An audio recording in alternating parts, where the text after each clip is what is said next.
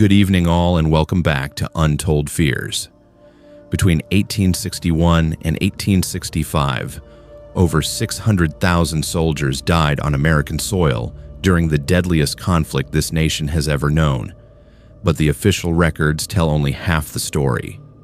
In the smoke-choked battlefields and blood-soaked forests of the Civil War, men encountered something far more terrifying than enemy bullets or artillery fire. They witnessed creatures that should not exist, beings that lurked in the spaces between life and death, feeding on the carnage that painted the landscape red. Tonight, we bring you 10 first-hand accounts from soldiers and civilians who survived not only the horrors of war, but encounters with things that history tried to bury. If you are new here, make sure to subscribe to Untold Fears for daily true horror content that will keep you up at night. Hit that notification bell so you never miss when the darkness calls. Now, let us step into the shadows of Civil War America, where civilization ends and terror begins. I was 24 years old in October of 1863 when I volunteered for the Union Army, leaving behind my family's wheat farm in Lancaster County, Pennsylvania, to join the 67th Pennsylvania Infantry Regiment. My father had been furious when I enlisted, not because he opposed the war effort, but because he needed me for the harvest. I told him that preserving the Union was more important than a single season's crop. But truthfully, I just wanted to escape the monotony of plowing the same fields my grandfather had worked before me. I wanted adventure, a chance to see the world beyond our township's borders, maybe even earn enough pay to buy my own land someday. What I found instead was something that made me wish I had never left that farm, something that still wakes me in the middle of the night 30 years later. By mid-October, our regiment had been stationed near Bridgeport, Alabama, as part of General Braxton Bragg's command, securing supply lines and maintaining control of the railroad junction that connected Tennessee to Georgia. The town itself was unremarkable, just a scattering of wooden buildings along the Tennessee River. But the surrounding landscape was beautiful in a wild, untamed way. Dense forests of oak and pine stretched for miles in every direction, broken only by rocky outcroppings and steep ravines that made travel difficult for anyone unfamiliar with the terrain. The locals kept their distance from us, resentful of the occupation, their faces hard and closed whenever we passed through their settlements to requisition supplies. Our company, under the command of Captain George Anderson, had been tasked with establishing picket positions along the perimeter of our encampment, roughly 2 miles out in a semicircle that followed the natural geography of ridges and clearings. Each position was manned by 2 soldiers working in 12-hour shifts, watching for Confederate guerrilla fighters who occasionally harassed our supply wagons. It was tedious work, standing in the cold darkness, listening to every rustle and crack in the forest, trying to distinguish between deer and danger. Most nights, nothing happened. We would return to camp at dawn, eat whatever breakfast the cooks had managed to scrape together, sleep through the afternoon, and then head back out as the sun set. Everything changed on the night of October 14th. Private William Hastings and Corporal James Whitaker were manning Post 7, a position about a quarter mile from the main camp on a small rise overlooking a creek. When the relief patrol arrived at dawn to replace them, both men were gone. Their rifles were leaning against a tree exactly where they should have been, their canteens still full, their bedrolls undisturbed. But the men themselves had vanished. What made everyone nervous was the ground around their position. The dirt was torn up like there had been a struggle, deep gouges in the earth as if something heavy had been dragged through the leaves. There was no blood, no torn clothing, nothing to indicate what had happened, just those strange marks leading off into the dense forest toward the base of the mountain. Captain Anderson organized a search party of 20 men, myself included, and we spent the entire day combing the woods in increasingly wider circles from Post 7. We found nothing. No bodies. No tracks we could follow. No signs of Confederate activity in the area. By nightfall, the captain ordered us back to camp, and we posted double guards at every picket position. The men were spooked, talking in low voices about desertion or perhaps capture by locals sympathetic to the South. But desertion did not make sense. Hastings and Whitaker were both good soldiers, reliable with no history of disciplinary problems, and if they had been captured, surely there would have been signs of a fight, or at least tracks from multiple attackers. 2 nights later, it happened again. Private Samuel Morton and Private David Keller disappeared from Post 4, another position on the eastern perimeter near a rocky outcropping. Same pattern as before. Rifles left behind, equipment untouched, signs of violent disturbance in the soil, drag marks leading into the wilderness. This time, Captain Anderson did not wait for dawn. He assembled a search party immediately, and we went out with torches and lanterns, following those drag marks as far as we could. They led us nearly a mile into increasingly rough terrain, up steep slopes, covered in loose shale that made walking treacherous, until we reached a point where the tracks simply vanished at the base of a sheer rock face. It was as if whatever had taken them had climbed straight up a 100-foot cliff in the darkness. The third disappearance occurred 4 nights after the second. Corporal Henry Marsh and Private Robert Chen from Post 11. By this point, the entire company was on edge. Men were refusing to stand picket duty alone, and there was talk of abandoning the forward positions entirely and pulling everyone back to the main fortifications. Captain Anderson was under pressure from his superiors to maintain our defensive perimeter, but he was also losing control of his command. Soldiers who had faced Confederate artillery without flinching were now terrified of something they could not see or understand. On the morning after the third disappearance, Captain Anderson called for volunteers to form a special patrol that would actively hunt for whatever was taking his men. I do not know why I raised my hand. Perhaps it was foolish pride, or maybe I was tired of living in fear of shadows. 9 other men volunteered as well, most of us farm boys who had grown up hunting and tracking in the Pennsylvania woods. The captain gave us 2 days to find answers, warning us that if we failed, the entire picket system would be abandoned, potentially exposing our supply lines to enemy raids. We set out that afternoon, carrying 3 days of rations, extra ammunition, rope, axes, and anything else we thought might be useful. Our plan was to stake out the area between Posts 4 and 7, where 2 of the disappearances had occurred, and wait for whatever was taking the men to show itself. We moved quietly through the forest, spreading out in a loose line to cover more ground, looking for any clue that might explain what was happening. It was Private Jacob Miller who found the cave system. He had been examining a rocky hillside about 2 miles from camp when he noticed an opening partially concealed by thick brush and fallen logs. The entrance was narrow, maybe 3 feet wide, but it opened into a much larger chamber beyond. We lit torches and entered cautiously, weapons ready, unsure what we might find. The cave was enormous, easily 50 feet across with a ceiling that disappeared into darkness above our heads. The floor was covered in animal bones, deer mostly, but also smaller creatures, all of them cracked open as if someone had been extracting the marrow. There were signs that someone or something had been living here for a long time. A crude sleeping area made from pine boughs and moss, a fire pit with cold ashes, and disturbing scratches covering the walls, hundreds of marks gouged deep into the stone with what must have been incredible strength. That is when we heard it. A sound that started low and guttural, rising into something between a howl and a scream, echoing through the cave system from somewhere deeper in the mountain. Every man froze, and I felt ice water run through my veins. The sound was not human, but it was not animal either. It had a quality of rage and desperation that made my hands shake as I gripped my rifle. Captain Anderson made a decision in that moment that I both respected and feared. We were going deeper. We moved through a series of connected chambers, following the sounds that grew louder with each step. The air became colder and damper, and I could hear water dripping somewhere in the darkness beyond our torchlight. Finally, we emerged into a massive cavern where the ceiling soared at least 100 feet above us.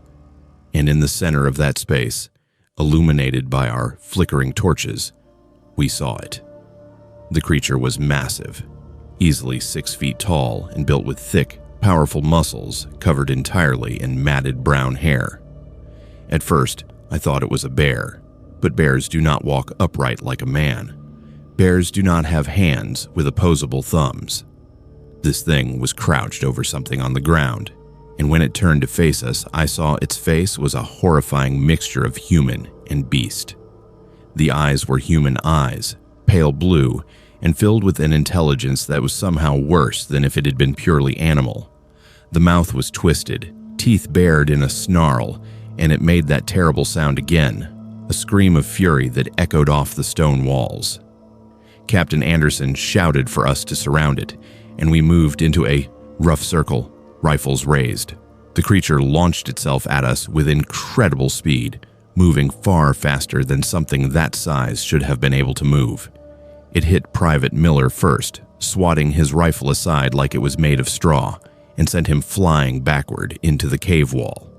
Then it was on Corporal Stevens. Those massive hands wrapped around his throat, lifting him off the ground. It took all of us, every man firing and clubbing, and trying to bring the thing down without killing Stevens in the process. We managed to overwhelm it through sheer numbers, pinning it to the ground with our combined weight, while Captain Anderson tied its hands and feet with rope. The creature fought the entire time, thrashing and screaming in a way that sent chills down my spine. But what was most disturbing was when it stopped fighting and just stared at us.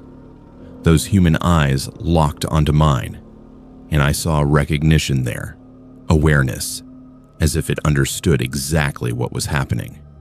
Captain Anderson tried to communicate with it, asking questions in English, but all we got back were those inhuman vocalizations, sounds that might have been words once, but were now just noise.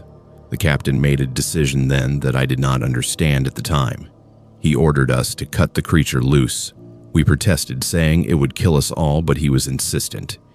He wanted to see where it would go, so we cut the ropes and backed away, weapons ready. The creature stood slowly, regarding each of us in turn with those terrible eyes. And then it simply walked away, moving deeper into the cave system. Captain Anderson gestured for me to follow him, and together we shadowed the creature through the tunnels, staying far enough back that it did not seem to notice us. It led us through a labyrinth of passages, climbing steadily upward until we emerged onto the mountainside through a different entrance, this one opening onto a rocky slope near the summit. The creature paused there, standing in the morning sunlight that was just beginning to illuminate the valley below. For a moment, it looked almost human in profile, and I found myself wondering who this person had been before whatever happened to them. Then it noticed us. Captain Anderson and I were positioned behind a boulder about 30 yards away, trying to stay hidden, but somehow it knew we were there. What happened next is burned into my memory forever. The creature began climbing toward the summit, moving with practiced ease up surfaces that I would have needed ropes to scale.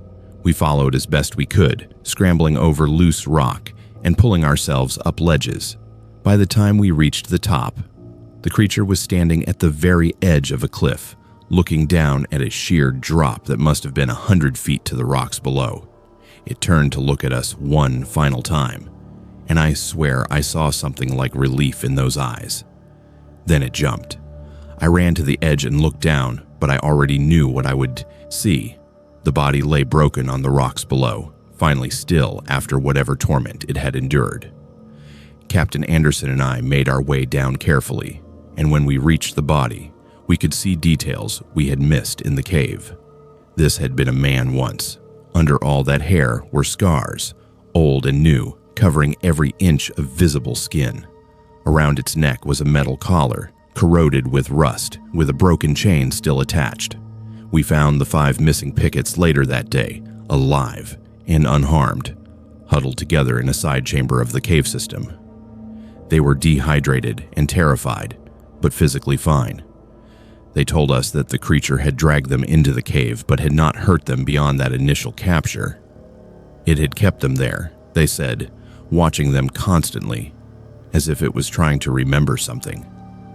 After we returned to camp, Captain Anderson spoke with an old man from Bridgeport, someone who had lived in the area his entire life. The man told us about Bill Patton, a Union sympathizer who had lived as a recluse in the mountains before the war. Local Confederate home guards had tried to force him to join their militia, and in the struggle to escape, one of them had slashed him across the head with a saber. The wound had driven him mad, and he had fled into the wilderness. That had been 2 years earlier. No one had seen him since. I left the Army in 1865 when the war ended, returned to Pennsylvania, and eventually took over my father's farm. I married, had children, lived what most people would call a normal life, but I never forgot those eyes staring at me from that twisted face. The recognition of one human being trapped inside the body and mind of something monstrous. Sometimes I wonder if the war created Bill Patton's madness, or if it simply gave it a place to thrive. I wonder how many other men came back from those battlefields changed into something their families could no longer recognize, even if the transformation was not as visible as Patton's. And on nights when I cannot sleep, I stand at my window and look out at the dark forest beyond my fields, and I wonder what else might be out there, hiding in the spaces between civilization and wilderness, waiting for someone to find them or end their suffering, whichever comes first. I was 19 years old in September of 1863 when I volunteered as a nurse for the Confederate Army, leaving behind my comfortable life in Atlanta, Georgia, to tend to the wounded and dying soldiers who poured into field hospitals faster than we could treat them. My mother had forbidden me from going, insisting that it was no place for a young woman of proper upbringing, but I had watched 3 of my brothers march off to war, and I could not bear to sit idle while they risked everything for a cause they believed in. The reality of nursing during wartime was nothing like the romantic notions I had harbored. There was no glory in holding down screaming men while surgeons sawed through shattered limbs. No honor in washing blood from my apron for the 10th time in a single day. But I stayed because I felt I was doing something that mattered, saving lives even as the war consumed them by the thousands. The Battle of Chickamauga began on September the 19th, 1863, near the Georgia-Tennessee border, and it would become one of the bloodiest engagements of the entire war. For 3 days, Confederate and Union forces clashed in dense forests and open fields, the sound of artillery and rifle fire creating a constant thunder that shook the ground beneath our feet. I was stationed at a makeshift field hospital 2 miles behind the Confederate lines, working alongside 6 other nurses and 4 surgeons in a converted barn that quickly became overwhelmed with wounded men. They came in waves, carried on stretchers, or limping on shattered legs, their uniforms soaked with blood, their faces gray with shock and pain. By the evening of September the 20th, the battle had ended in a Confederate victory, but the cost was staggering. Nearly 18,000 Confederate casualties and over 16,000 Union losses turned the forests around Chickamauga Creek into a landscape of death. Bodies lay scattered across the battlefield, too many to collect before nightfall, and we knew that the grim work of burial details would begin at dawn. That night, exhausted beyond measure, I finally allowed myself to step outside the hospital barn for fresh air, desperate to escape the smell of blood and gangrene that had become suffocating. The moon was nearly full, casting pale silver light across the open ground between our hospital and the tree line about 100 yards distant.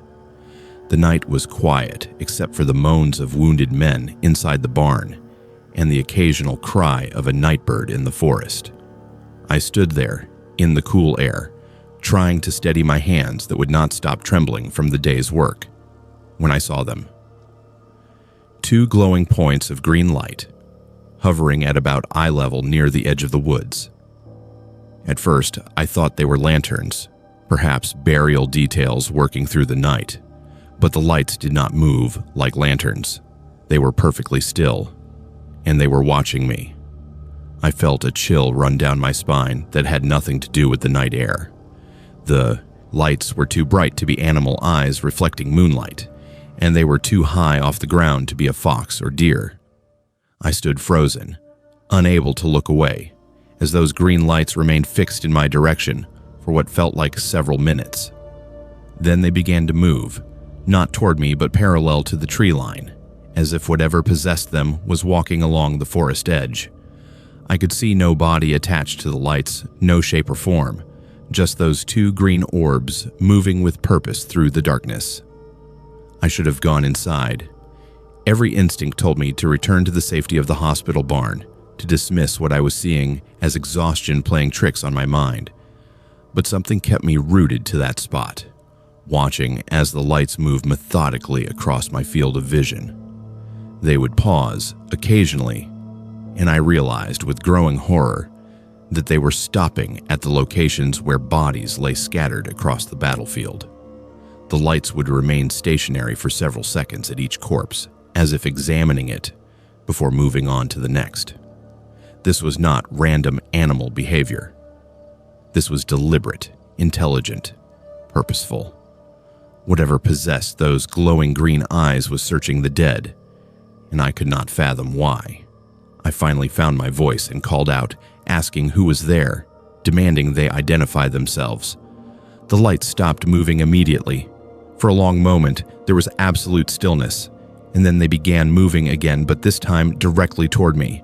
I stumbled backward, my heart pounding so hard I could hear it in my ears, and I tripped over the hem of my long skirt, falling hard onto the ground.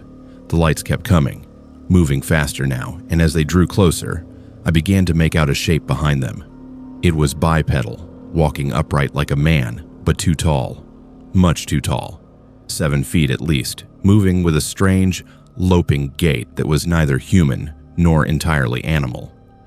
The moonlight caught patches of dark fur or hair covering its body, and I could see long arms that hung down past where its knees should have been. I screamed. The sound tore from my throat without conscious thought, a primal reaction to something my mind could not process. The creature stopped about 30 yards away from me, those green eyes fixed on my face. And in that moment, I felt certain I was about to die.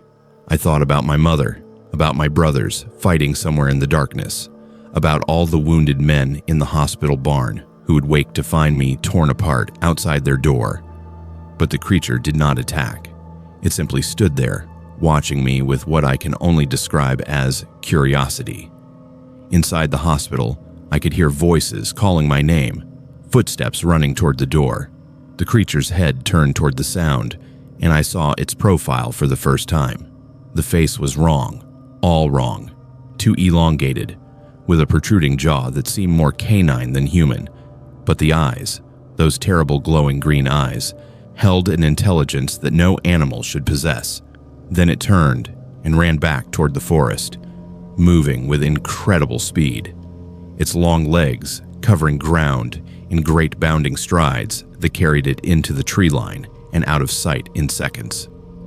3 surgeons burst out of the hospital barn, one carrying a rifle, demanding to know what had happened. I tried to explain what I had seen, but the words sounded insane even to my own ears. A 7-foot-tall creature with glowing green eyes, examining the dead on the battlefield. They helped me to my feet and suggested gently that I had been working too many hours without rest, that my mind was playing tricks in the darkness. I wanted to believe them. I wanted to accept that explanation and return to the familiar horror of surgical tables and bloody bandages, but I knew what I had seen was real. The next night, I made a point of staying inside the hospital after dark, but I positioned myself near a window that faced the battlefield. Just after midnight, I saw them again, those green lights moving through the scattered corpses, pausing at each one before moving to the next. This time, I was not alone. Sarah Beth Williams, another nurse from Charleston, was standing beside me, and she saw them too. We watched in silence as the creature completed its circuit of the battlefield and disappeared back into the forest. Sarah Beth crossed herself and whispered that it was the devil come to claim the souls of the damned. I did not know what it was, but I knew it was not finished with this place. On the 3rd night, I convinced 2 of the surgeons to keep watch with me. Dr. Matthias Clark was a rational man from Virginia, educated at the University of Pennsylvania, and he had dismissed my previous accounts as hallucinations brought on by stress and lack of sleep. But he agreed to observe for himself, bringing Dr. Samuel Hughes with him for support. We positioned ourselves outside the hospital barn with a clear view of the battlefield, each of us armed with a rifle, and we waited. The creature appeared shortly after midnight, right on schedule, those green eyes illuminating the darkness like twin lanterns. Dr. Clark raised his rifle, but I grabbed his arm, stopping him. I do not know why I did that. Perhaps I feared that attacking it would provoke retaliation, or perhaps some part of me recognized that this thing, whatever it was, had not actually harmed anyone. It was simply observing, searching, looking for something among the dead. We watched as it moved from body to body, and this time, with 3 of us present, and the moon bright overhead, we could see more details. The creature was covered in thick, dark hair that seemed to shimmer slightly in the moonlight. Its hands were elongated with what appeared to be claws, and when it crouched beside a corpse, we could see the powerful muscles in its legs and back. But what struck me most was the way it moved its hands over each body, almost gently, as if performing some kind of examination or ritual. After several minutes, it stood and began walking toward our position. Dr. Clark leveled his rifle and shouted a warning, ordering the creature to stop and identify itself. It did stop about 50 yards away, and for a long moment, it simply stood there, those green eyes moving between the 3 of us. Then it spoke. The sound that came from its throat was not words, not exactly, but there was a pattern to it, a rhythm that suggested communication. It was trying to tell us something, or perhaps ask us something, but the sounds were too distorted, too guttural to understand. Dr. Hughes, who had been silent until that moment, lowered his rifle and took a step forward. He called out to the creature, asking in a calm voice what it wanted. The creature tilted its head, a gesture that seemed almost human, and made those sounds again, more insistent this time. Then it turned and walked back toward the forest, pausing at the tree line to look back at us one final time before vanishing into the darkness. We reported what we had seen to Captain James Montgomery, the officer in charge of our sector, the following morning. He listened to our account with a skeptical expression, then informed us that we were not the first to report such sightings. Soldiers on both sides had been seeing strange lights and unusual creatures around the battlefield since the fighting ended. Some claimed they were spirits of the dead. Others thought they were deserters or spies using tricks to frighten the troops. The captain ordered increased patrols around the perimeter, but made it clear that he did not want rumors of monsters spreading through the ranks and causing panic. I saw the creature one more time before I left Chickamauga. It was my final night at the field hospital before being transferred to another location. I had stepped outside to clear my head, and there it was, standing at the edge of the forest, those green eyes fixed on me. But this time, I was not afraid. I raised my hand in acknowledgement, and I swear the creature nodded its head before turning and disappearing into the trees. I never saw it again. I survived the war and returned to Atlanta, where I married a shopkeeper and raised 4 children. I never spoke about what I saw at Chickamauga, not to my husband, not to my children, not to anyone except Sarah Beth Williams, who wrote to me years later, confirming that she too still remembered those green eyes in the darkness.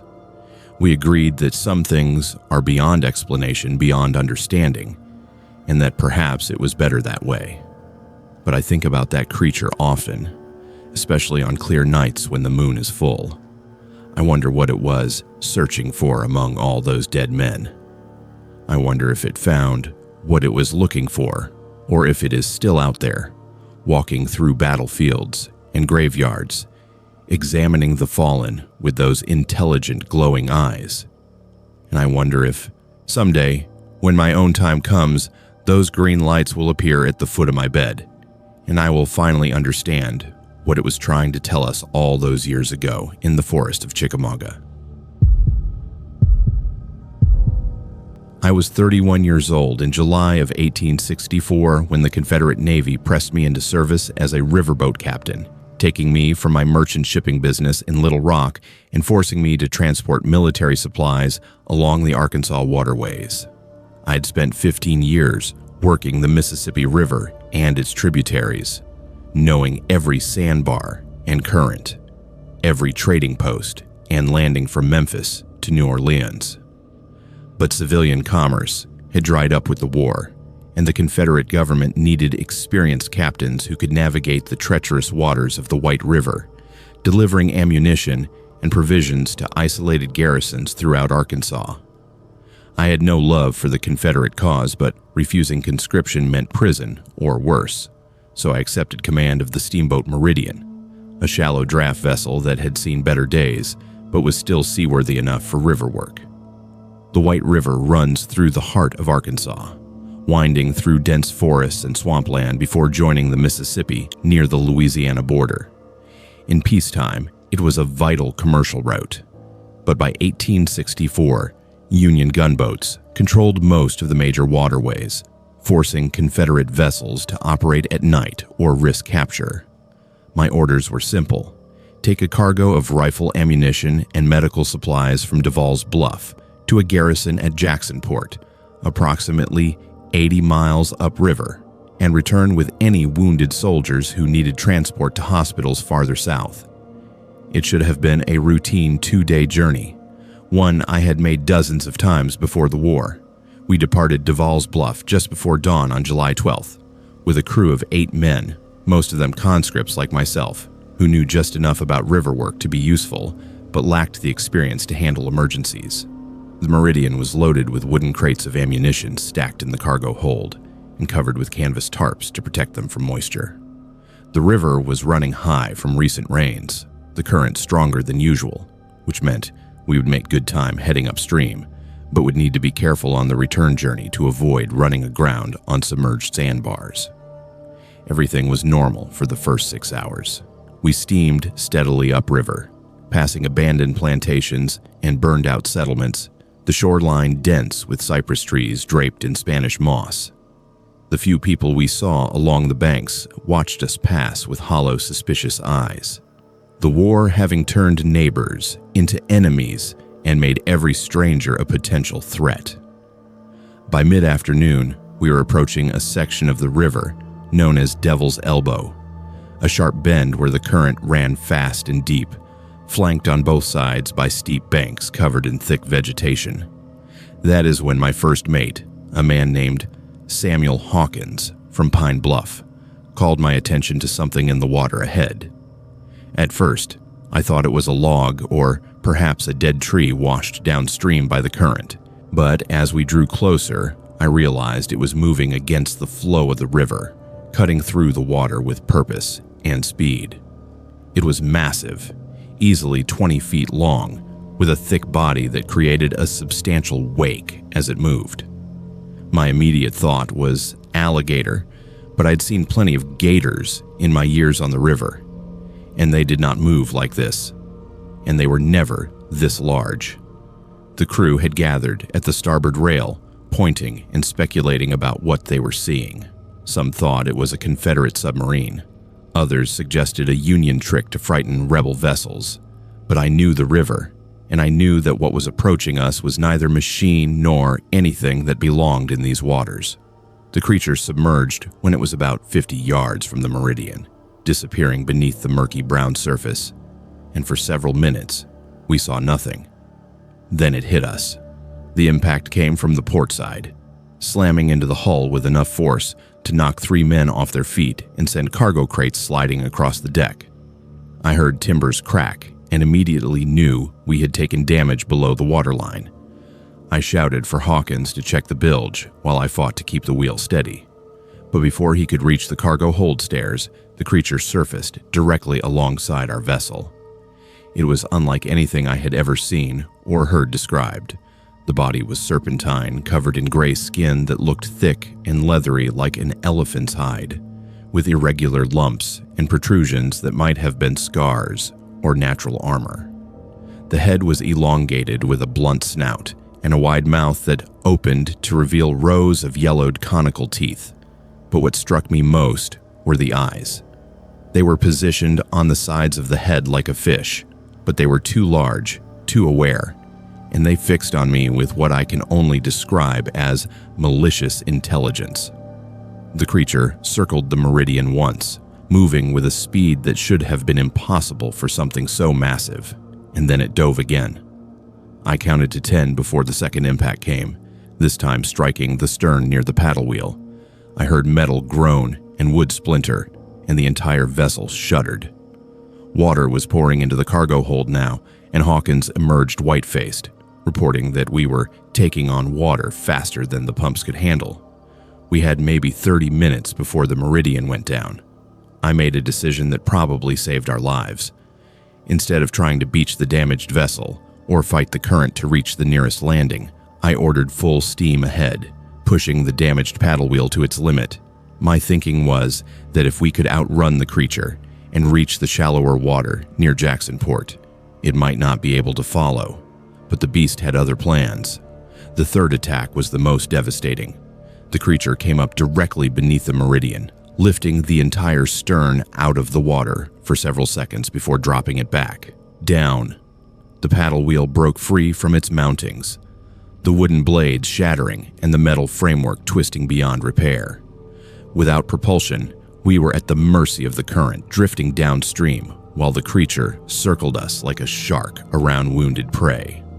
I ordered the crew to prepare the lifeboats, 2 small wooden dinghies that were designed for ferrying passengers to shore, but would have to serve as our only means of escape. The men moved with panicked efficiency, lowering the boats while I tried to steer us toward the eastern bank using just the rudder and the current. The creature was still circling, occasionally breaking the surface to show us that massive gray body, reminding us that it was in control. We were 50 yards from the shoreline when the meridian began to list heavily to port. The cargo hold was completely flooded now, the weight of the water pulling us down. I gave the order to abandon ship, and the crew scrambled into the lifeboats, 4 men to each, while I remained at the wheel trying to keep our heading toward the bank. The creature surfaced one final time, positioning itself between our sinking vessel and the lifeboats, and I understood in that moment that it was making a choice. It could pursue the lifeboats and kill us all, or it could claim the meridian as its prize. For reasons I will never understand, it chose the boat. I jumped from the deck into the river and swam toward the nearest lifeboat, the cold water shocking my system and making every stroke difficult. Behind me, I could hear the meridian groaning as it went down, the hiss of steam escaping from the damaged boilers, mixing with the sound of cargo crates breaking apart. The crew pulled me into the lifeboat, and we rowed with desperate strength toward the shore, expecting at any moment to feel that massive body slam into us from below. But the attack never came. The creature had submerged near the sinking meridian and did not resurface. We reached the eastern bank and dragged the lifeboats onto the muddy shore, collapsing in exhaustion and watching as the last of my vessel disappeared beneath the brown water. 8 men had made it off the meridian alive. Not a single crate of ammunition or medical supplies had been saved. We hiked through the forest to the nearest settlement, a small trading post called Roseville, and I reported the incident to the Confederate commander stationed there, Major Thomas Garrett. He listened to my account with obvious skepticism, then informed me that I would be held responsible for the loss of the Meridian and its cargo unless I could provide proof of my claims. I had 8 witnesses, but the major dismissed their testimony as group hysteria or deliberate fabrication to avoid consequences for incompetence. What saved me from court-martial was an old fisherman named Josiah Creek, who lived near Roseville and had been fishing the White River for 60 years. When he heard my description of the creature, he nodded slowly and told the major that he had seen the same thing 3 times over the past decade. He called it the White River Monster, said it was a creature that surfaced every few years, usually in summer when the water was warmest. Other locals confirmed similar sightings going back to before the war. The major, faced with multiple independent accounts, reluctantly accepted that some kind of large aquatic animal had been responsible for the loss of the Meridian, though he made it clear that he thought we were all fools for believing in river monsters. I never returned to the water. After the war ended in 1865, I used what little money I had saved to buy a small farm near Little Rock, as far from the river as I could afford. I raised tobacco and corn, married a widow with 2 children, and tried to build a normal life. But I never slept well after that day on the White River. I would dream about those dead black eyes watching me from just beneath the surface, calculating, hunting, waiting for the right moment to strike. Years later, I heard reports that the White River monster had been sighted again, that fishermen had found strange carcasses along the bank with marks that suggested something massive had fed on them.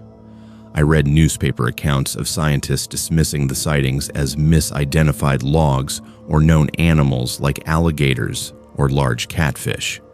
But I know what I saw. I know that something intelligent and predatory lives in those waters, something that has learned to attack boats, that understands strategy and weakness. And I know that someday someone else will encounter it, and they will understand the same terror I felt watching my ship go down while that creature circled, deciding whether we lived or died. I was 22 years old in April of 1863 when I escaped from the Hutchins plantation in northern Georgia, leaving behind 12 years of bondage and carrying nothing but the clothes on my back and a small bundle of food I had stolen from the kitchen. My mother had died when I was 10, my father had been sold away when I was 7, and I had no siblings that I knew of, which meant there was nothing keeping me tied to that place except fear of what would happen if I was caught. But fear of staying had become greater than fear of running, especially after Master Hutchins had made it clear that he intended to sell me south to a cotton plantation in Alabama where, I had heard, the work was even harder and the punishments even more severe, so I ran. The Underground Railroad was not a real railroad, of course, but a network of safe houses and sympathetic people who helped escaped slaves make their way north to free states or all the way to Canada. I had heard whispered stories about it for years. Coded messages passed between field workers about following the drinking gourd in the sky and looking for houses with lanterns in the window. My first contact came 3 days after my escape. A free black woman named Sarah, who lived in a cabin outside Rome, Georgia. She fed me, gave me clean clothes, and told me that my next stop would be in Tennessee, but that I would have to cross through the mountains of North Georgia first, traveling at night and hiding during the day to avoid the slave catchers who patrolled the roads with dogs. By the 3rd week of April, I'd made it as far as Turner's Gap in Maryland, a mountain pass along the national road that had seen fighting during the Battle of South Mountain the previous September. The area was still scarred by war, with burned buildings and abandoned fortifications dotting the landscape. My guide, a Quaker farmer named Elijah Thompson, had given me detailed instructions on how to reach the next safe house, a barn owned by a German immigrant family about 15 miles north. He warned me to stay off the main road and stick to the forest paths, as there were Confederate sympathizers in the area who would not hesitate to turn in a runaway slave for the reward money. I set out just after sunset, following a narrow trail that wound through dense woods of oak and pine. The night was clear and relatively warm for April, with a half moon providing enough light to see where I was placing my feet. I had been walking for maybe 2 hours when I first heard the sound. It came from somewhere above me, a heavy flapping noise like a large bird taking flight, but much louder and more sustained than any bird I had ever heard. I stopped walking and listened, my heart beginning to race, but the sound faded into the distance, and I convinced myself it was just an owl or perhaps a hawk hunting in the darkness. 20 minutes later, I heard it again, this time closer and coming from behind me. The flapping was accompanied by a strange whistling sound, almost mechanical, and I felt a rush of air pass over my head, strong enough to make the tree branches sway.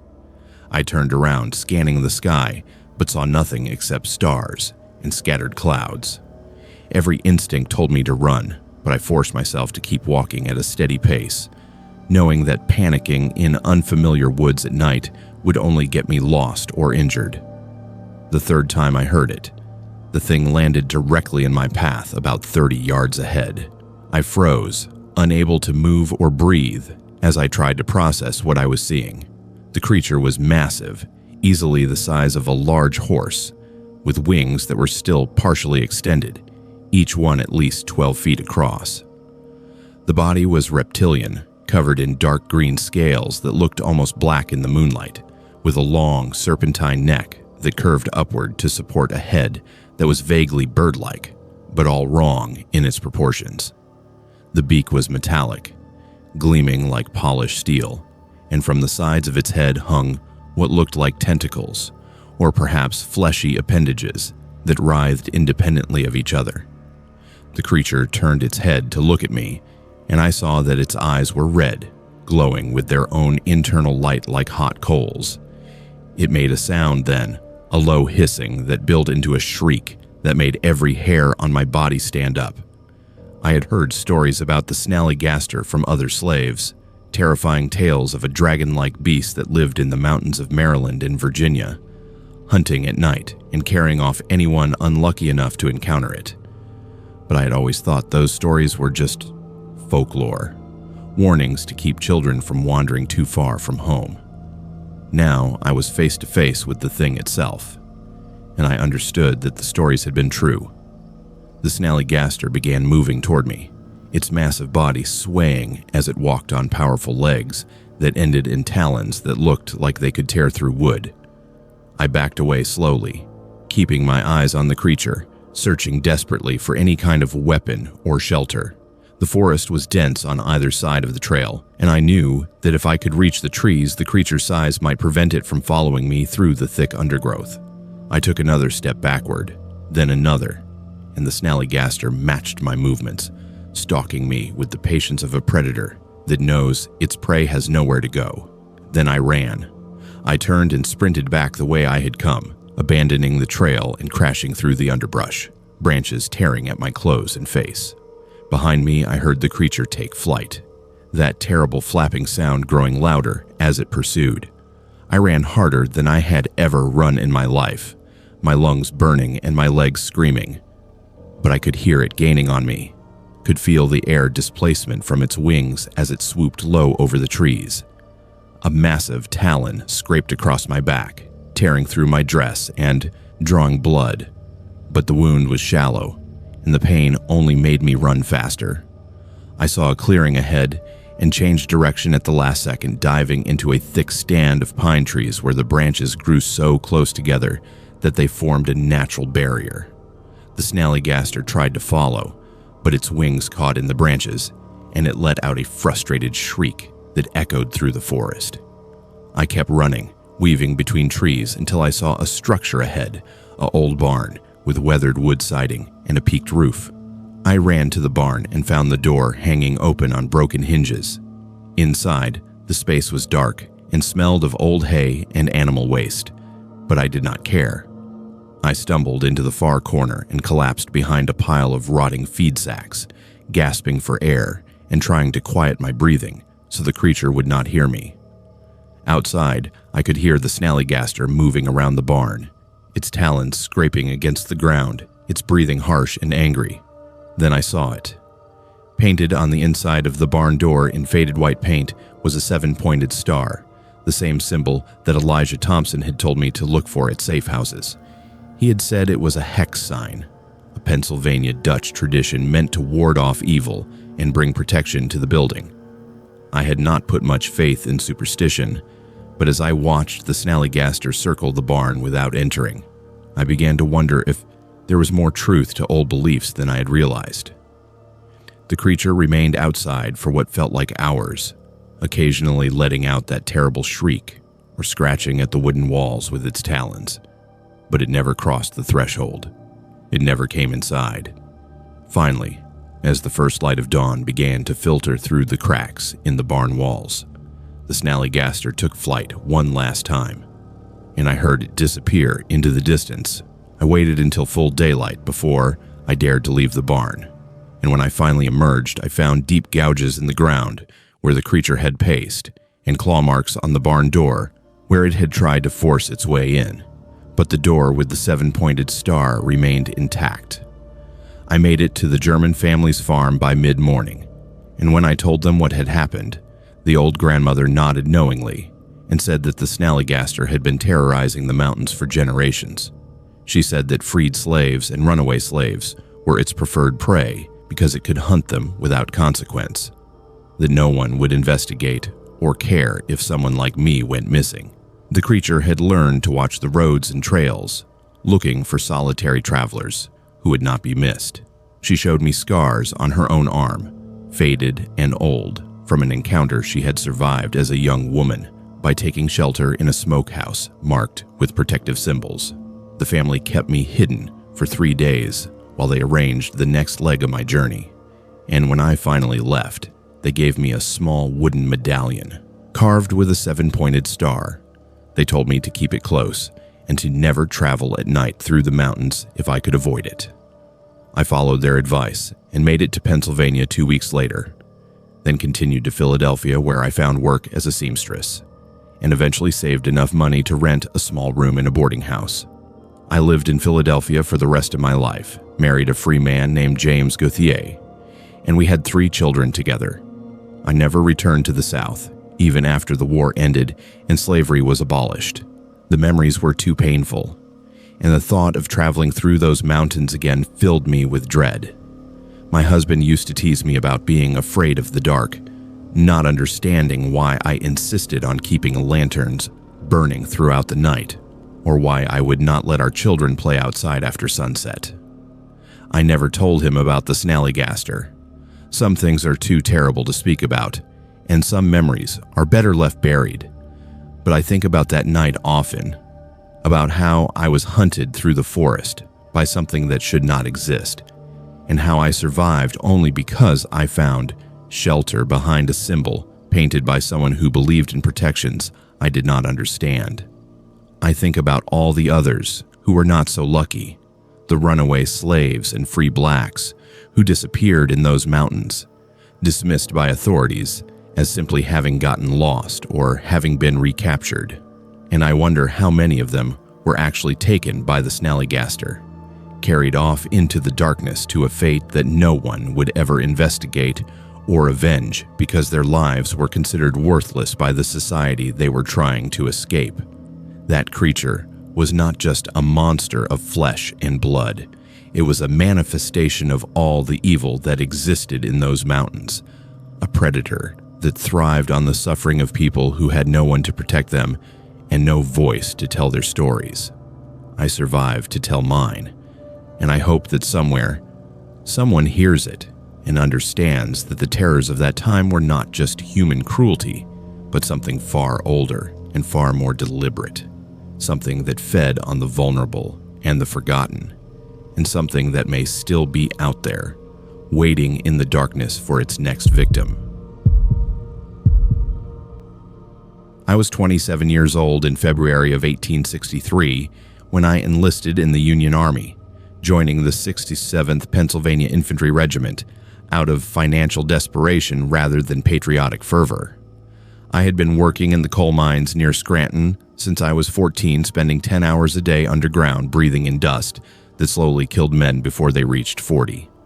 The Army offered steady pay, 3 meals a day, and a chance to see something beyond the black tunnels that had consumed most of my adult life. My wife Sarah had been against it, begging me to find other work, but with a 3rd child on the way and debts piling up faster than I could pay them, I saw no other choice. I promised her I would be careful, that I would come home when my service was done, and that the money I sent back would give our children a better life than we had known. By late February, our regiment had been assigned to garrison duty at Harper's Ferry, a strategic town in West Virginia where the Potomac and Shenandoah rivers met. The area had changed hands multiple times during the war, and our job was to maintain control of the railroad bridge and prevent Confederate raiders from disrupting supply lines to Washington. It was relatively safe compared to active combat, mostly standing guard and conducting patrols, though we were always on alert for guerrilla fighters who occasionally took shots at our sentries from the surrounding hills. The town itself had been badly damaged by previous fighting, with burned buildings and abandoned homes creating an eerie landscape. The local population was divided in their loyalties, some supporting the Union and others secretly aiding the Confederacy, which made every interaction tense and suspicious. We were quartered in a warehouse near the river, sleeping on the floor with our rifles within arm's reach, never quite comfortable or safe despite being behind our own lines. It was during my second week at Harper's Ferry that the report started. Private James Henley from Company D claimed he had seen something massive moving through the woods above the town during his night patrol. He described it as man-shaped, but far too large, at least 8 feet tall and covered in dark hair. His sergeant dismissed it as nerves, or possibly a bear, but Henley insisted that bears did not walk upright with such purpose, and they certainly did not move as quietly as the thing he had witnessed. Within days, 3 more soldiers reported similar sightings, always at night, always in the forested areas on the ridges above the town. Then the food stores began disappearing. The commissary sergeant reported that entire crates of hardtack and salt pork were vanishing overnight, despite the storehouse being locked and guarded.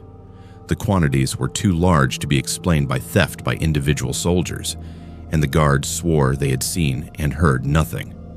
Captain William Brennan, our company commander, ordered increased security and launched an investigation suspecting either deserters hiding in the area or Confederate sympathizers stealing supplies to support guerrilla fighters.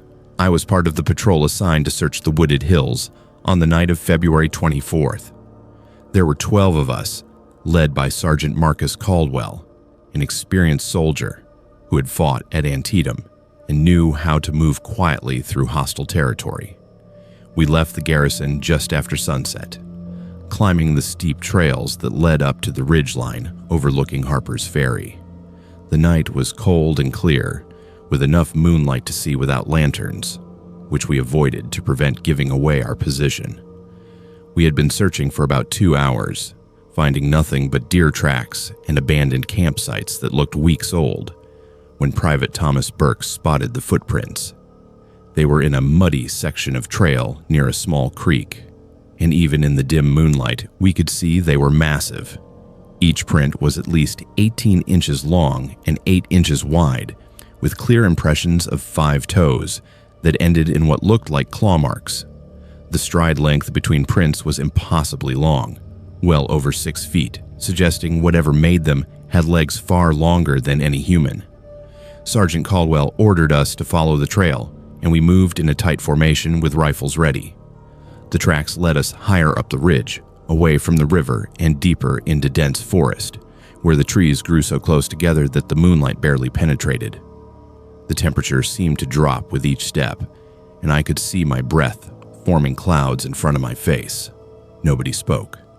We communicated with hand signals, each man focused on the shadows between the trees, waiting for something to emerge. The tracks led us to a rocky outcropping, where we found what looked like a camp, though calling it that seemed generous. There was a crude shelter made from broken branches and leaves, a fire pit with cold ashes, and scattered around the area were the remains of our stolen supplies, torn flour sacks, empty crates, gnawed bones from salt pork. But what made my blood run cold were the other bones mixed in with the food debris. They were too large to be from pigs or cattle. They looked human. Sergeant Caldwell was examining one of the bones when we heard it. A sound from somewhere above us in the rocks, a low rumbling that built into something between a growl and a roar. It was so loud that it seemed to come from all directions at once, echoing off the stone and making it impossible to pinpoint the source. We formed a defensive circle, rifles pointed outward, scanning the darkness for any movement. It came at us from the east, charging down from the higher rocks with a speed that seemed impossible for something so large. In the brief moment before chaos erupted, I saw it clearly in a shaft of moonlight that broke through the trees. It was massive, at least 8 feet tall and built like a man, but covered entirely in dark brown hair that hung in matted clumps. The face was a nightmare, more ape than human, with a protruding jaw and eyes that reflected the moonlight like an animal's. The arms were incredibly long, reaching nearly to its knees, and ended in hands that were twice the size of mine. The creature hit Private Burke first, swatting him aside with one arm and sending him flying into a tree with such force that I heard bones crack. Then it was among us, moving faster than anything that size should have been able to move, grabbing Private Daniel Foster and lifting him off the ground by his head. Foster was screaming, his rifle clattering to the ground, and Sergeant Caldwell was shouting for us to fire, but in the confusion and darkness, we were afraid of hitting our own men. I aimed at the creature's torso and pulled the trigger, the rifle's report deafening in the enclosed space. I saw the bullet hit, saw the creature flinch, but it did not go down. It dropped Foster and turned its attention to me, and I found myself staring into those eyes, seeing intelligence there that was somehow more terrifying than pure animal rage. It knew what we were. It understood that we were a threat, and it was deciding whether to kill me or flee. 3 more rifles fired almost simultaneously, and at least 2 bullets hit the creature in the chest and shoulder. It let out another roar, this one filled with pain and fury, and then it turned and ran. Not away from us, but straight toward the edge of the rocky outcropping, where the ground dropped away in a steep slope. We watched in disbelief as it jumped, sailing through the air for what must have been 20 feet before crashing into the trees below and disappearing into the darkness. We spent the next 10 minutes regrouping, checking our wounded, and trying to process what had just happened. Burke had a broken arm and several cracked ribs but was alive. Foster had deep gashes on his scalp where the creature's claws had dug in, but his skull appeared intact. The rest of us were shaken but uninjured. Sergeant Caldwell made the decision to return to the garrison immediately, abandoning our search mission in favor of getting our wounded to the surgeon. The next morning, Captain Brennan assembled a larger patrol of 30 men and led us back to the site. In daylight, we could see the blood trail where we had wounded the creature, thick and dark against the leaves and rocks. We followed it for nearly a mile, down into a ravine where the blood trail ended at the entrance to a cave system. The captain ordered torches lit, and we entered cautiously, weapons ready for another attack. The cave was enormous, stretching back into the mountain farther than our torchlight could reach. The smell was overwhelming, a combination of animal musk, rotting meat, and human waste. We found more evidence of habitation deep inside. More bones, both animal and disturbingly human, along with bits of cloth that looked like they'd come from Confederate uniforms. There were also items that suggested intelligence beyond that of a simple animal. A rusted knife, a broken pocket watch, a worn leather journal that had been chewed beyond readability, but the creature itself was gone. We searched for 3 hours, exploring every chamber and tunnel we could safely access, but found no sign of it. Captain Brennan ordered the cave entrance sealed with explosives, bringing down enough rock to block the opening, though we all understood that if there were other ways in or out, the creature would simply leave through those. The official report stated that we had encountered and wounded a large bear that had been raiding our supplies, and the matter was considered closed. But I knew what I had seen was no bear. Bears do not walk upright like men. Bears do not use tools or collect objects. Bears do not have hands capable of gripping a human head. Whatever that creature was, it possessed intelligence and strength that defied explanation. Some of the men speculated that it was a Confederate soldier who had gone mad and somehow transformed into something monstrous.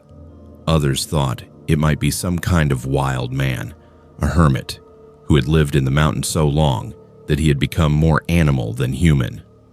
I served out the remainder of my enlistment and returned home to Pennsylvania in the summer of 1865. Sarah had given birth to our 3rd child, a daughter we named Mary.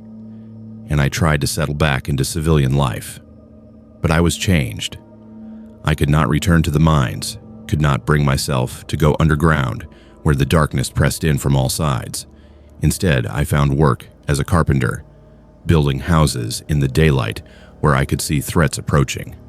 I never told Sarah what I had seen at Harper's Ferry. How could I explain that I had fired my rifle at something that should not exist? That I had watched it survive multiple gunshot wounds and leap off a cliff into darkness? She noticed the change in me, the way I would startle at sudden movements, the way I insisted on keeping a loaded rifle by our bed at night. But she attributed it to the general trauma of war, to the things soldiers see and cannot forget, and I let her believe that. But sometimes, on cold winter nights when the wind howls through the trees behind our house, I think about that creature in the rocks above Harper's Ferry. I wonder if we killed it when we sealed the cave, or if it found another way out and is still out there in those mountains. I wonder how many other soldiers encountered it during the war, and how many of them were not as lucky as we were. And I wonder if it was alone, or if there are others like it, hiding in the wilderness beyond civilization's reach, watching and waiting for the next person foolish enough to wander into their territory. The war ended over 30 years ago, but for me, some battles never truly finish. They just fade into nightmares that revisit you when you least expect them, reminding you that the world contains terrors beyond anything generals and politicians could ever imagine or control. I was 26 years old in July of 1863 when the Battle of Gettysburg transformed our quiet Pennsylvania farmland into the bloodiest battlefield America had ever seen. My husband Thomas had enlisted with the Union Army 2 years earlier and was fighting somewhere in Virginia, leaving me alone to manage our 80-acre farm with only the help of our aging neighbor Mr. Hoskins, who was too old for military service. I had grown up on this land, inherited it from my father when he passed in 1859, and I had no intention of abandoning it no matter what horrors the war brought to our doorstep. When General Lee's Confederate Army swept into Pennsylvania in late June, I locked myself in the farmhouse with 3 days of food and water, praying that the fighting would pass us by. It did not. The battle began on July 1st and raged for 3 days, the sound of artillery and rifle fire so constant and overwhelming that it seemed the world itself was tearing apart. From my farmhouse windows, I could see the smoke rising from the fields and woods around Gettysburg, could hear the screams of wounded men carried on the wind. On the evening of July 3rd, after Pickett's charge had been repulsed and the Confederates had begun their retreat, an eerie silence settled over the landscape, broken only by the moans of thousands of wounded soldiers scattered across the battlefield. I knew I should stay inside, that venturing out was dangerous, with both armies still in the area and the possibility of Confederate stragglers or deserters looking for supplies or shelter. But I could not bear the sounds of dying men crying out for water and help. I filled every container I could carry and stepped outside for the first time in 3 days, unprepared for the devastation that greeted me. The fields around my farmhouse were covered with bodies, some in blue uniforms and some in gray, so many that in places you could not see the ground between them. The smell was indescribable, a combination of blood, gunpowder, and the already sickening odor of bodies beginning to decay in the July heat. I moved among the wounded, offering water and whatever small comfort I could provide, trying not to look too closely at the injuries, the shattered limbs, and gaping wounds that no amount of medical knowledge could heal. As darkness fell, I knew I should return to the house, but there were still so many men calling for help. I lit a lantern and continued my work, moving slowly through the carnage, checking each fallen soldier to see if they still lived. That is when I saw it for the first time. A pale figure moving through the bodies about 50 yards from my position, near the tree line at the edge of my property. At first, I thought it was another person doing the same work I was, or perhaps a soldier or civilian who had ventured out to help. But the way it moved was wrong. It was on all fours, crawling like an animal, but the limbs were too long, grotesquely elongated like spider legs. The body was hairless and white, almost glowing in the darkness, and even from a distance, I could see that it was not wearing clothes. It was naked and emaciated, the bones visible beneath skin that seemed stretched too tight. I froze, watching as the creature moved from body to body, pausing at each one to examine it in some way I could not discern. When it reached a corpse that interested it, the thing would crouch lower and remain still for several seconds before moving on. I realized with growing horror that it was feeding. The creature was selecting corpses and consuming something from them, though I could not see exactly what it was doing from my distance. My rational mind told me this had to be a survivor of the battle, someone so badly wounded or traumatized that they had lost their humanity. But the way it moved defied human anatomy. No person could bend their spine that way, could extend their limbs to such proportions. This was something else, something that had been drawn to the battlefield by the abundance of death. I should have run back to the farmhouse. Every instinct screamed at me to get inside, to lock the doors and hide until daylight. But I was paralyzed by a mixture of fear and horrible fascination, unable to look away from the pale creature as it continued its grotesque work among the dead. Then it noticed me. The thing's head swiveled in my direction with an unnatural fluidity, and even though I could not see its face clearly in the darkness, I knew it was staring directly at me. For several seconds, neither of us moved. I stood there, holding my lantern in one hand and a water bucket in the other, and the creature remained crouched over a body. Its elongated limbs splayed out in a way that made it look like a massive spider. Then it began moving toward me.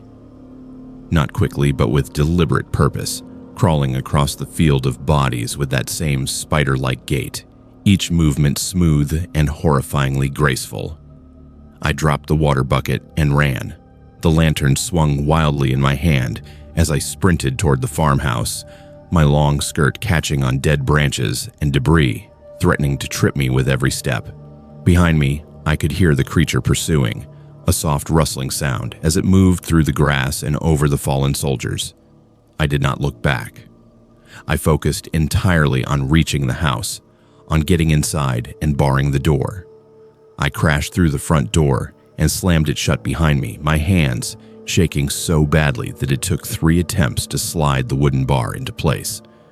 I set the lantern on the floor and backed away from the door, listening for any sound of the creature outside. For several minutes, there was nothing but my own labored breathing and the pounding of my heart. Then I heard it on the porch, the soft scraping sound of something moving across the wooden planks.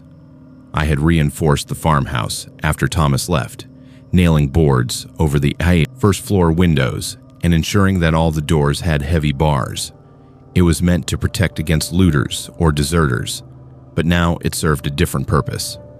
I grabbed Thomas's hunting rifle from where it hung over the fireplace, checked that it was loaded, and positioned myself in the center of the main room, where I could watch both the front and back doors. The scraping sounds continued, moving around the perimeter of the house as the creature explored, testing the walls and windows. I heard it at the back door, heard the latch rattle as something tried to open it. Then silence again, long enough that I began to hope it had left. That hope died when I heard a new sound, a scratching noise coming from above. The creature was on the roof. I ran to the cellar stairs and descended into the darkness below the house, closing the trapdoor above me and sliding the bolt into place. The cellar was small, barely 8 feet square, with a dirt floor and stone walls that kept it cool even in summer. It was meant for storing root vegetables and preserves, but now it became my refuge. I sat on the floor with the rifle across my lap, the lantern beside me casting shadows that danced across the stone walls. For the next several hours, I listened to the creature move through the house above me. I heard floorboards creaking under its weight, heard furniture being moved, heard that terrible scraping sound as it explored every room. Several times it paused directly above the trapdoor, and I held my breath, terrified that it would figure out how to open it. But the bolt held, and eventually the creature moved away. Dawn was breaking when the sounds finally stopped. I waited another hour before I dared to open the trap door and emerge from the cellar, the rifle ready in case the creature was still inside. But the house was empty. I checked every room, finding evidence of the creature's presence in disturbed furniture and strange marks on the floor, long scratches that looked like they had been made by something with claws. The front door was still barred from the inside, and the back door was untouched. The creature had entered and exited through the chimney. I did not leave the house for the rest of that day, watching from the windows as burial details began the grim work of collecting the dead. Union soldiers moved methodically across the battlefield, loading bodies onto wagons and taking them to mass graves. I wanted to warn them about the creature, to tell them that something unnatural was prowling among the corpses, but I knew they would think me mad. Women were already considered hysterical and unreliable during times of stress, and what I had seen defied rational explanation. But that night, I heard the reports that confirmed my experience was not unique. Several burial detail soldiers had found bodies that had been disturbed after death, organs removed with surgical precision, bones scattered in patterns that made no sense. The official explanation was that animals had gotten to the corpses, wild dogs or hogs drawn to the battlefield by the smell of death. But the soldiers who had seen the bodies up close knew that no animal had done this work. The wounds were too clean, too purposeful. Over the next week, as Gettysburg dealt with the aftermath of the battle, more reports surfaced of strange sightings in and around the battlefield. Civilians and soldiers alike claimed to have seen pale figures moving through the fields at night, always in areas where bodies had not yet been collected. Some described it as I had, as a crawling thing with elongated limbs. Others reported seeing it standing upright, walking on two legs like a man, but too tall and too thin to be human. A few claimed there was more than one, that multiple creatures were scavenging the battlefield. By the time President Lincoln came to Gettysburg in November to deliver his address, the official stance was that these reports were the result of trauma and exhaustion, that the witnesses had been overwhelmed by the horror of the battle and had imagined things that were not there. But I knew what I had seen was real. I had heard it on my roof, in my house, directly above the cellar where I hid in terror, and I knew that whatever those creatures were, they had been drawn to Gettysburg by the unprecedented carnage, by the opportunity to feed on the fallen without fear of discovery. Thomas returned home in 1865 when the war ended, and I tried to resume our normal life. We worked the farm, attended church, participated in the Gettysburg Memorial Association's efforts to honor the fallen soldiers. But I never told Thomas what I had experienced that night in July 1863. How could I explain that something inhuman had stalked through our house while I cowered in the cellar? How could I make him understand the terror of watching a creature that should not exist feeding among the dead? We sold the farm in 1870 and moved to Philadelphia, where I told everyone we wanted to be closer to the city for better opportunities. The truth was that I could not bear to live on that land anymore, could not sleep in that house knowing what had been inside it. Even now, 30 years later, I cannot visit Gettysburg without remembering that pale figure crawling through the darkness, its elongated limbs moving with impossible grace as it searched for its next meal among the thousands of dead. The battlefield has become a sacred place, a memorial to the men who died there. But I know that beneath the respectful silence and the carefully maintained graves, something else lingers in the shadows, waiting for darkness to fall again, so it can resume its feast on the forgotten and the lost. I was 29 years old in April of 1862 when I joined the Confederate Army as a scout, recruited from the backwoods of Louisiana for my knowledge of wilderness tracking and survival. I had spent my entire life in the forests and swamps around Natchitoches Parish, hunting game to sell in town, and guiding wealthy men on expeditions through territory that would kill an inexperienced person within days. The Army needed men who could move silently through enemy territory, gather intelligence on Union troop movements, and survive alone behind enemy lines with minimal supplies. It was dangerous work, but it paid better than anything else available to a man of my limited education and lack of formal military training. By late April, I had been assigned to General Albert Sidney Johnston's Army of Mississippi, operating in western Tennessee as part of the buildup to what would become the Battle of Shiloh. My orders were to scout Union positions around Pittsburgh Landing on the Tennessee River, where General Ulysses Grant had established his headquarters. I was to travel alone through the dense forest between Corinth, Mississippi, and the Union camps, observing their defensive positions, counting artillery pieces, and noting any weaknesses in their lines. It was work I had done a dozen times before, slipping through the woods like a shadow, invisible to the enemy soldiers who never thought to look for a lone man in the wilderness. I set out on the evening of April 5th, just as the sun was setting and painting the forest in shades of orange and red. The plan was to travel by night and rest during the day, minimizing my chances of being spotted by Union patrols. The forest was thick with oak and hickory trees, their new spring leaves creating a canopy that blocked most of the starlight. I moved slowly and carefully, placing each foot with deliberate precision to avoid snapping branches or rustling leaves. After 3 hours of steady progress, I estimated I was about halfway to my first observation point when I heard the sound that would change everything. It started as a low rumble, almost like distant thunder, but there were no storm clouds in the clear night sky. The sound grew louder, building into a howl that seemed to come from everywhere and nowhere at once. It was unlike anything I had ever heard in 29 years of living in the wilderness. Not a wolf, not a panther, not any natural animal I could identify. The howl had a quality that made every hair on my body stand up, a primal warning that something was terribly wrong. I stopped moving and crouched behind a fallen log, my hand on the Navy Colt revolver holstered at my hip. The forest had gone completely silent. No insects, no night birds, no small animals rustling through the underbrush. It was as if every living thing except me had fled or hidden, leaving an unnatural quiet that made my breathing sound impossibly loud. I waited, counting my heartbeats, scanning the darkness for any movement. The howl came again, closer this time, and I was able to pinpoint its direction. Northeast, maybe 200 yards away, somewhere in a thicket of dense undergrowth near a small creek. I made a decision that probably saved my life.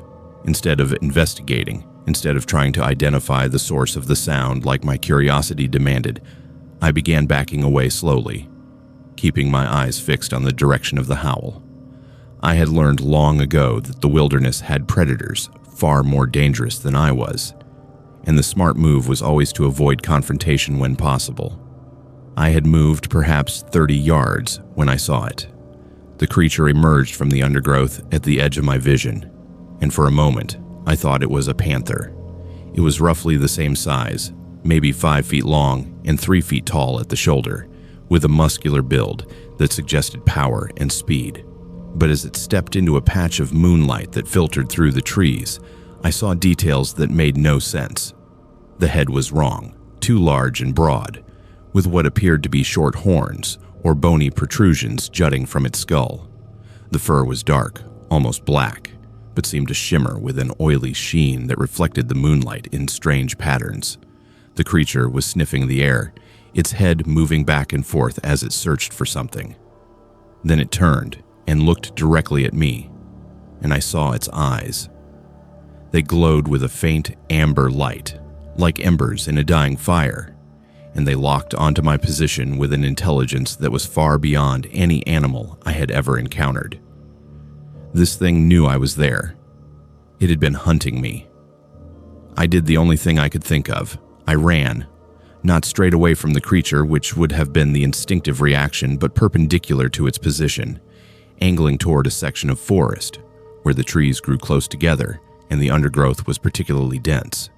If I could reach that area, the creature's size might work against it, preventing it from following me through spaces too narrow for its bulk. Behind me, I heard the creature give chase, its heavy paws pounding against the forest floor with a rhythm that was far too fast. It was closing the distance between us with terrifying speed. I dodged between trees, leaped over fallen logs, and crashed through bushes without caring about the noise I was making. Stealth no longer mattered, only survival. The creature was gaining. I could hear its breathing now, a harsh panting that sounded almost mechanical, and I could smell it, a rank odor that reminded me of spoiled meat and sulfur. I risked a glance backward and saw it was less than 20 yards behind me, its powerful legs eating up the ground with each stride. Those glowing amber eyes were fixed on me with single-minded focus. I reached the dense section of forest and dove into the undergrowth, forcing my way through tangled vines and thorny bushes that tore at my clothes and skin. The creature followed, but as I had hoped, its larger size slowed it down. I could hear it crashing through the vegetation behind me, frustrated growls mixing with that terrible howling sound. But it was still coming, still pursuing with a determination that suggested this was more than simple predatory behavior. This creature was not just hunting for food. It was hunting me specifically, personally, as if I had somehow offended it by entering its territory. I spotted a massive oak tree ahead, its lowest branches about 12 feet off the ground. In that moment, I made a desperate calculation. I could not outrun this thing. It was faster, stronger, and showed no signs of tiring. But maybe I could outlast it. Maybe if I got up into the tree where it could not follow, it would eventually lose interest and leave. I holstered my revolver and jumped for the lowest branch, my fingers barely catching the rough bark. I pulled myself up with strength born of pure terror, scraping my chest against the trunk as I scrambled higher. Below me, the creature burst from the undergrowth and skidded to a stop at the base of the tree. It looked up at me with those glowing eyes and let out a howl of rage that shook the leaves around me. Then it did something that made my blood run cold. It reared up on its hind legs and placed its front paws against the tree trunk, stretching upward in an attempt to reach me. In that position, standing upright like a man, it was over 7 feet tall, and I could see that those front paws had something that looked disturbingly like fingers, or at least manipulable digits that were far more developed than any panther or wildcat should possess. The creature could not climb, but it was not giving up. It began circling the tree, occasionally rearing up and clawing at the trunk, leaving deep gouges in the bark. I pulled my revolver and aimed carefully, knowing I had only 6 shots and each one needed to count. At this distance, maybe 20 feet, I could not miss. I squeezed the trigger, and the gunshot was deafening in the quiet forest. The bullet struck the creature in the shoulder, and it yelped in pain, stumbling backward. But it did not run. Instead, it became more aggressive, charging the tree and slamming into the trunk with enough force to shake the entire structure. I fired again, this time hitting it in the chest. Again, it recoiled from the impact, but again, it did not flee. The creature was bleeding now. I could see dark liquid matting its fur, but the wounds seemed to only enrage it further. I had 4 bullets left, and I was trapped in a tree with a creature that seemed immune to pain or fear. Dawn was still hours away, and I had no idea if this thing would tire before I did. My arms were already aching from gripping the branches, and my position was precarious at best. If I fell, the creature would be on me in seconds. The standoff continued for what felt like hours, but was probably closer to 90 minutes. The creature circled, charged, howled, and clawed, while I held on desperately and tried to stay alert despite my exhaustion. Then, as the first faint gray light of dawn began to appear on the eastern horizon, the creature suddenly stopped its attacks. It stood at the base of the tree, staring up at me with those amber eyes, and I had the distinct impression it was memorizing my face, my scent, my presence. Then it turned and loped away into the forest, moving with a fluid grace that seemed impossible for something so badly wounded. I remained in the tree for another hour, until full daylight had arrived, and I could see clearly in all directions. Only then did I climb down, my muscles screaming in protest, and my hands cramped into claws from gripping the branches. At the base of the tree, I found evidence of the encounter that confirmed I had not imagined or hallucinated the entire experience. The bark was torn and shredded in multiple places, showing the power of the creature's claws. Blood stained the ground where I had shot it, and in the soft dirt near the roots I found tracks that defied classification. They were paw prints, yes, but with that elongated appearance and those digit marks that suggested something between an animal and something else. Each print was roughly 8 inches across and showed 5 distinct toes with claw marks extending another inch beyond. The stride length between prints was over 6 feet when the creature was running, confirming the incredible size and speed I had witnessed. I abandoned my scouting mission and returned to Confederate lines, arriving at camp late that afternoon. When I reported to my commanding officer, Captain James Turnbull, I told him the truth about what I had encountered. He listened with increasing skepticism, then informed me that I was suffering from exhaustion and stress, that there were no animals matching my description in Tennessee forests, and that I was relieved of scouting duty pending evaluation by the camp surgeon. But I was not the only one to report strange encounters in those woods. Over the next few days, 3 other scouts came back with similar stories. One had heard the howling but not seen the creature. Another had found mutilated deer carcasses that showed signs of predation unlike any known animal.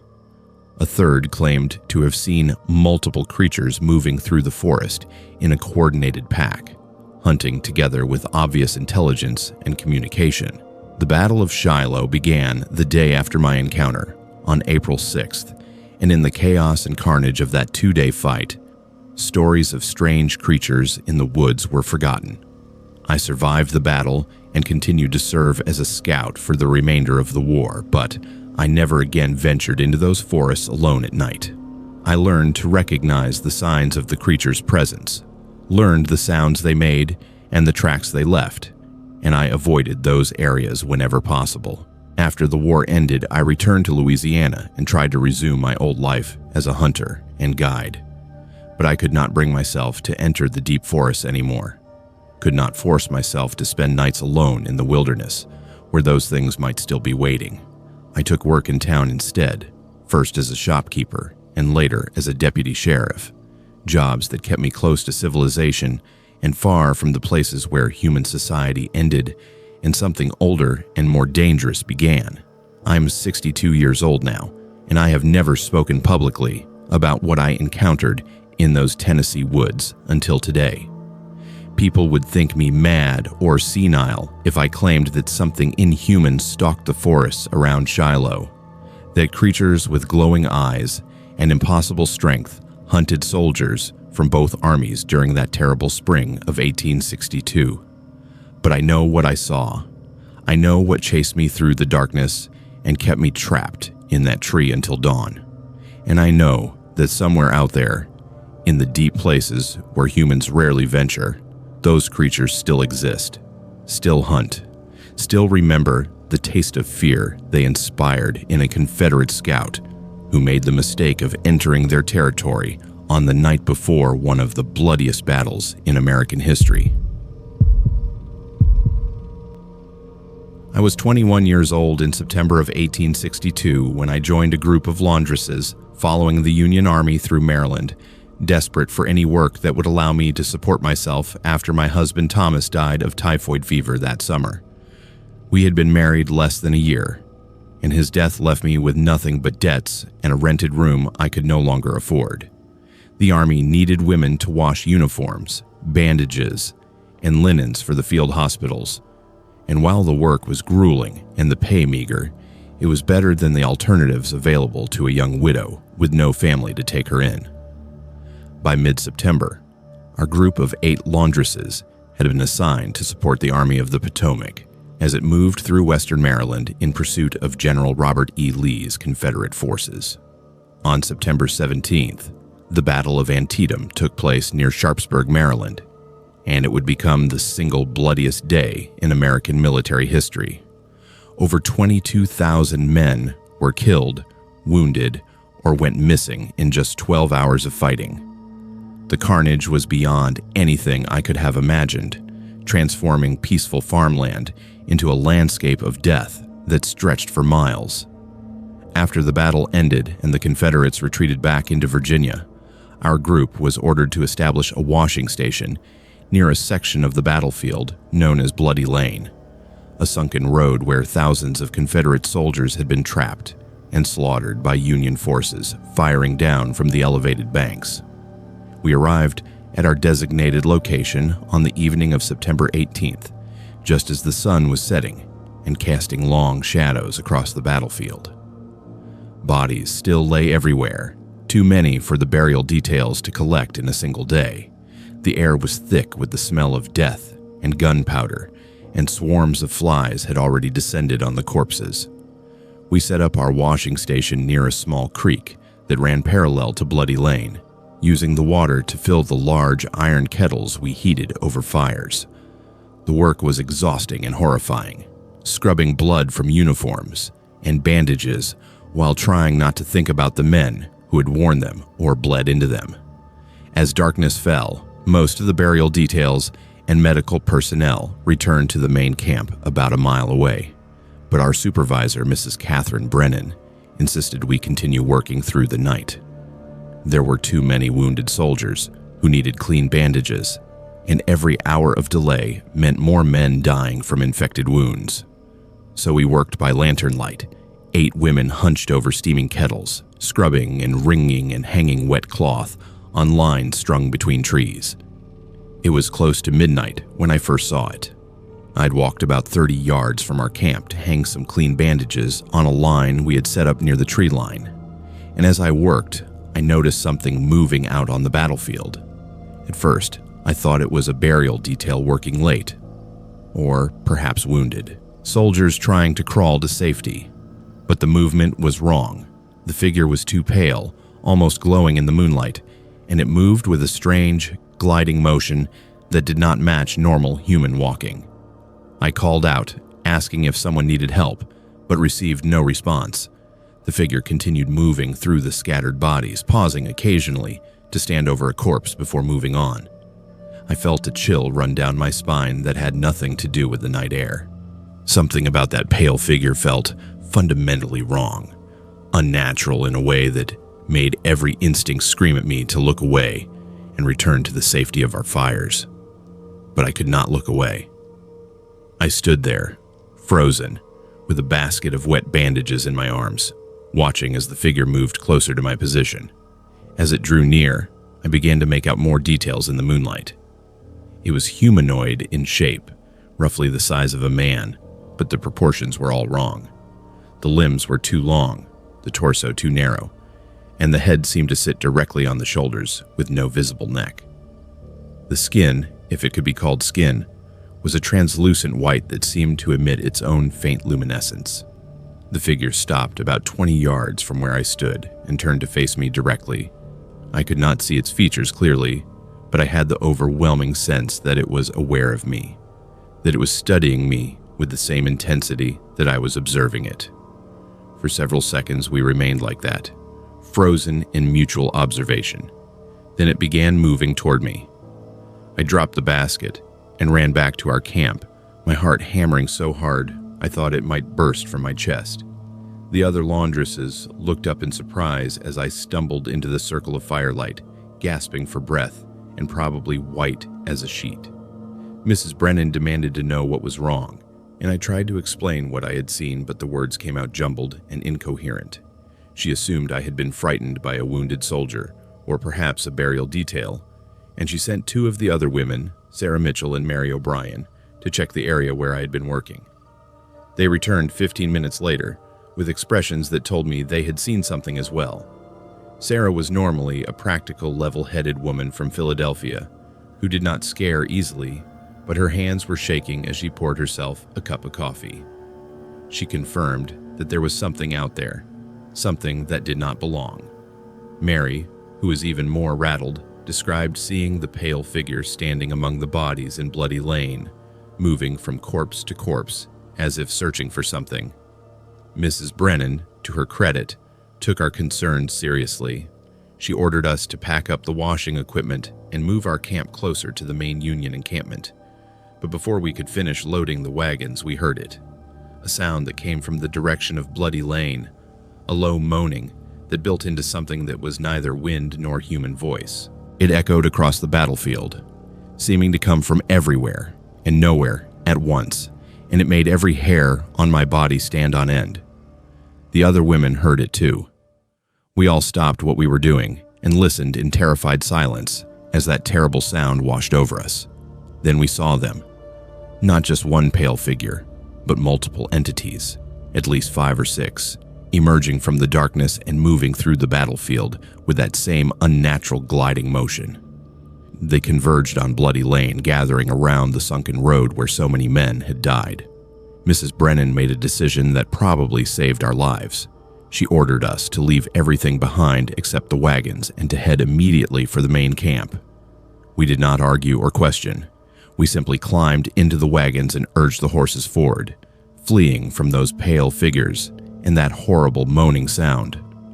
As we rode away, I looked back and saw the entities clustered together in Bloody Lane, their translucent forms visible even at a distance, seeming to feed on something we could not see, some residue or essence left behind by the thousands who had died in that terrible place. We reached the main camp within 20 minutes and reported what we had seen to the officer of the guard, Captain William Foster. He listened with obvious skepticism, but agreed to send a patrol to investigate. 10 soldiers armed with rifles rode out toward Bloody Lane, and we waited anxiously for their return. They came back an hour later with a report that made my blood run cold. The soldiers had found our abandoned washing station exactly as we had left it, but the area around Bloody Lane showed signs of disturbance that could not be easily explained. Bodies that had been lying in neat rows awaiting burial were now scattered and disorganized, as if they had been moved or examined. Some showed signs of additional trauma beyond their battle wounds, though the soldiers could not specify exactly what kind. And there were marks in the soil, impressions that looked like they might have been footprints but were too indistinct to identify. The patrol found no pale figures, no evidence of the entities we had described, but several soldiers reported feeling an overwhelming sense of dread when they approached Bloody Lane, a feeling so strong that 2 of them refused to enter the sunken road itself. Over the next 3 days, as the army remained in the area to tend to wounded and bury the dead, more reports surfaced of strange sightings around the battlefield. Soldiers on picket duty claimed to see pale figures moving through the fields at night. Burial details reported finding bodies that had been disturbed after they were certain they had left them covered. And at least a dozen men swore they heard that terrible moaning sound coming from Bloody Lane after sunset. The official response from Army Command was predictable. We were all suffering from exhaustion and trauma brought on by exposure to unprecedented carnage. The pale figures were tricks of moonlight and shadow. The moaning sounds were wind moving through the sunken road. The disturbed bodies were the result of scavenging animals. Every strange occurrence had a rational explanation, and anyone who insisted otherwise was demonstrating weakness of character or lack of mental fortitude. But I knew what I had seen was real. Those entities were not shadows or moonlight. They were something drawn to the battlefield by the massive loss of life, something that fed on death or the energy released by dying men. And Bloody Lane, where thousands had perished in a concentrated area over just a few hours, had created a feast for these creatures. I left my position as a laundress 2 weeks later, unable to continue working near battlefields, knowing what might be lurking there after dark. I found employment at a hospital in Baltimore, washing linens in a facility far from the fighting, and I tried to forget what I had witnessed at Antietam, but forgetting proved impossible. The image of those pale figures moving through the darkness, that terrible moaning sound, the sense of something ancient and hungry feeding on human suffering. All of it haunted my dreams and waking hours. I never married again. The war took my husband and left me with nightmares that no amount of time or distance could erase. I am 63 years old now, living in a boarding house in Baltimore, and I still cannot sleep with the lights out. I still cannot visit battlefields or military cemeteries without feeling that same overwhelming dread I experienced at Bloody Lane. And I still wonder what those entities were, where they came from, and if they are still out there, waiting for the next great battle to provide them with another feast of death and despair. I was 33 years old in June of 1863 when I enlisted in the 5th New York Volunteer Infantry Regiment, leaving behind my carpentry business in Brooklyn to join the Union war effort. I had avoided military service for the first 2 years of the conflict, paying the commutation fee that allowed me to escape the draft. But after watching 3 of my neighbors march off to defend the Union and seeing the casualty lists grow longer each month, I felt a moral obligation to do my part. My wife, Eleanor, had been against it, especially since we had 2 young daughters to support, but I promised her I would be careful, and that the Army needed skilled carpenters for construction and repair work. What I did not know was that I would be assigned to the Western Theater and sent to Mississippi to participate in the siege of Vicksburg. By early June, Union forces under General Ulysses S. Grant had surrounded Vicksburg, a Confederate stronghold on the Mississippi River that controlled vital supply lines and transportation routes. The city sat on high bluffs overlooking the river, heavily fortified with artillery batteries and defended by approximately 30,000 Confederate soldiers under the command of General John C. Pemberton. Grant's strategy was to starve the city into submission through a prolonged siege rather than risk the massive casualties that would result from a direct assault. My regiment arrived at the siege lines on June 8th and was assigned to picket duty along the eastern perimeter, maintaining watch on Confederate positions and preventing any attempts to break through our encirclement. The area around Vicksburg was a nightmare of swamps, bayous, and dense vegetation, all of it infested with mosquitoes, snakes, and alligators. The heat was oppressive, often reaching over 100 degrees Fahrenheit during the day, and the humidity made every breath feel like inhaling water. Disease was rampant, with dysentery and malaria claiming more men than Confederate bullets. Our company was positioned near a particularly unpleasant section of swampland about 2 miles from the main Union lines, tasked with monitoring a backwater channel of the Mississippi River, where Confederate sympathizers occasionally attempted to smuggle supplies into the besieged city. The area was called Black Bayou by the locals, and it had a sinister reputation even before the war. The water was dark and stagnant, covered with a thick mat of algae and duckweed, and the cypress trees that grew from the swamp were draped in Spanish moss that hung down like funeral shrouds. It was during my 3rd week on picket duty that men started disappearing. The first was Private Daniel Murphy, an Irish immigrant from New York who had been standing guard at the edge of the swamp during the night shift. When his relief arrived at dawn, Murphy was gone. His rifle and equipment were found at his post, but there was no sign of struggle, no footprints leading away, nothing to indicate what had happened to him. The prevailing theory was desertion, though Murphy had never shown any inclination to abandon his post and had spoken often of his hatred for the Confederate cause. 3 nights later, Private James Kowalski vanished under similar circumstances. He was on picket duty at a different location along the bayou, about a 1/4 mile from where Murphy had disappeared. Again, his equipment was found undisturbed, but the man himself was gone. This time, there were drag marks leading from his position to the water's edge, as if something had pulled him into the swamp. Sergeant William Harrison organized a search party, and we spent hours wading through chest-deep water, probing the murky depths with poles, but found no trace of Kowalski. The 3rd disappearance occurred 5 nights after the 2nd, and this time I witnessed part of what happened. I was positioned about 50 yards from Private Thomas Chen's post, close enough to hear if he called for help, but far enough that I could not see him clearly in the darkness. The night was unusually quiet, with none of the typical sounds of frogs and insects that normally filled the air.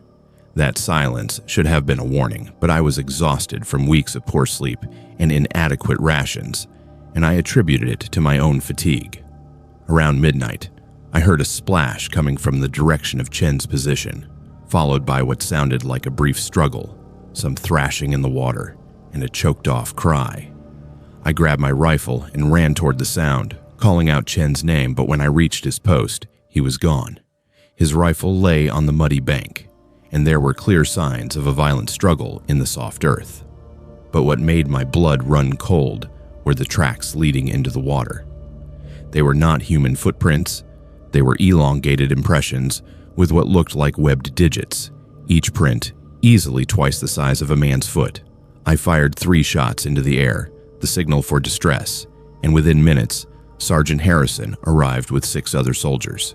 We examined the tracks by lantern light, and I could see the confusion and fear in every man's face. Harrison was a practical veteran who had fought at Shiloh and Corinth, not prone to superstition or panic, but even he could not explain what we were seeing. The tracks led from the swamp water up to Chen's position and then back into the water, suggesting something had emerged from the bayou, taken Chen, and returned to the depths. Captain Marcus Brennan, our company commander, organized a major search operation at first light. 30 men spread out along the bayou searching for any sign of the missing soldiers. What we found was disturbing beyond my ability to adequately describe. About a half-mile upstream, in a section of swamp choked with fallen trees and thick vegetation, we discovered a kind of lair or den. The area was littered with human remains, bones picked clean and scattered across the muddy ground. Some were clearly old, bleached white by sun and weather, but others were fresh, still showing remnants of Union blue fabric tangled among them. But the most horrifying discovery was what we found in the water itself. Partially submerged beneath a tangle of cypress roots was a massive reptilian creature, dead but still terrifying in its appearance. It was approximately 9 feet long from snout to tail, with a thick, muscular body covered in dark green scales that had an oily sheen. The head was vaguely crocodilian, but with a more pronounced cranium and forward-facing eyes that suggested greater intelligence than any alligator. The limbs were powerful and ended in webbed hands that had opposable digits capable of grasping, not the simple claws of a crocodile. Most unsettling were the human remains found in the creature's stomach when we opened it. Among the contents were buttons from Union uniforms, a pocket watch we identified as belonging to Private Murphy, and a ring that Kowalski's tent mate confirmed had belonged to the missing soldier. Captain Brennan ordered the creature's body collected and brought back to camp, where it was examined by the regimental surgeon, Dr. Samuel Whitmore. Dr. Whitmore's report, which I was allowed to read because I had been the one to first discover Chen's disappearance, stated that the creature was unlike any known species of reptile. The skeletal structure showed adaptations for both aquatic and terrestrial locomotion. The brain case was significantly larger than would be expected for a crocodilian of comparable size, and the hands showed remarkable dexterity. Dr. Whitmore speculated that it might be an evolutionary throwback to prehistoric times, or possibly a mutation caused by some unknown environmental factor in the swamps around Vicksburg. The next night, we discovered there was more than one. I was on picket duty again, this time positioned with 3 other soldiers for safety, when we saw them emerging from the bayou. There were at least 4 distinct creatures, possibly more hidden in the darkness, all similar in size and appearance to the one we had killed. They moved with a disturbing intelligence, spreading out along the shoreline and approaching our positions from multiple directions simultaneously, as if executing a coordinated hunting strategy. We opened fire immediately, the sound of our rifles echoing across the swamp. I know I hit at least one creature, saw it recoil from the bullet impact, but it did not go down. The creatures retreated back into the water, but not in panic or fear. They moved deliberately, strategically, as if assessing the threat we posed and deciding that the cost of attacking was too high given our readiness. We fired several more volleys into the water where they had submerged, but could not determine if we had inflicted any casualties. Captain Brennan reported the incident up the chain of command, and within 2 days, our entire company was relocated to a different section of the siege lines, far from Black Bayou. The official reason given was that we were needed to reinforce another position, but we all understood we were being moved because of the creatures. The area around the bayou was declared off-limits, and guards were posted with orders to shoot anything that emerged from the water after dark. Vicksburg surrendered on July 4, 1863, and the siege ended. I survived my enlistment and returned to Brooklyn in 1865, but I was not the same man who had left. I had nightmares about those creatures, about the intelligence I had seen in their forward-facing eyes, and about the coordinated way they had hunted us.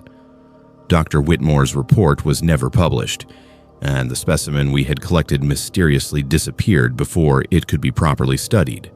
The official Army records made no mention of the creatures, listing Murphy, Kowalski, and Chen as killed in action with no further details. Eleanor noticed the change in me immediately. I could not sleep without a light burning, and I refused to go near any bodies of water larger than a puddle. I gave up carpentry and took a job as a clerk in a dry goods store, indoor work that kept me far from rivers and swamps.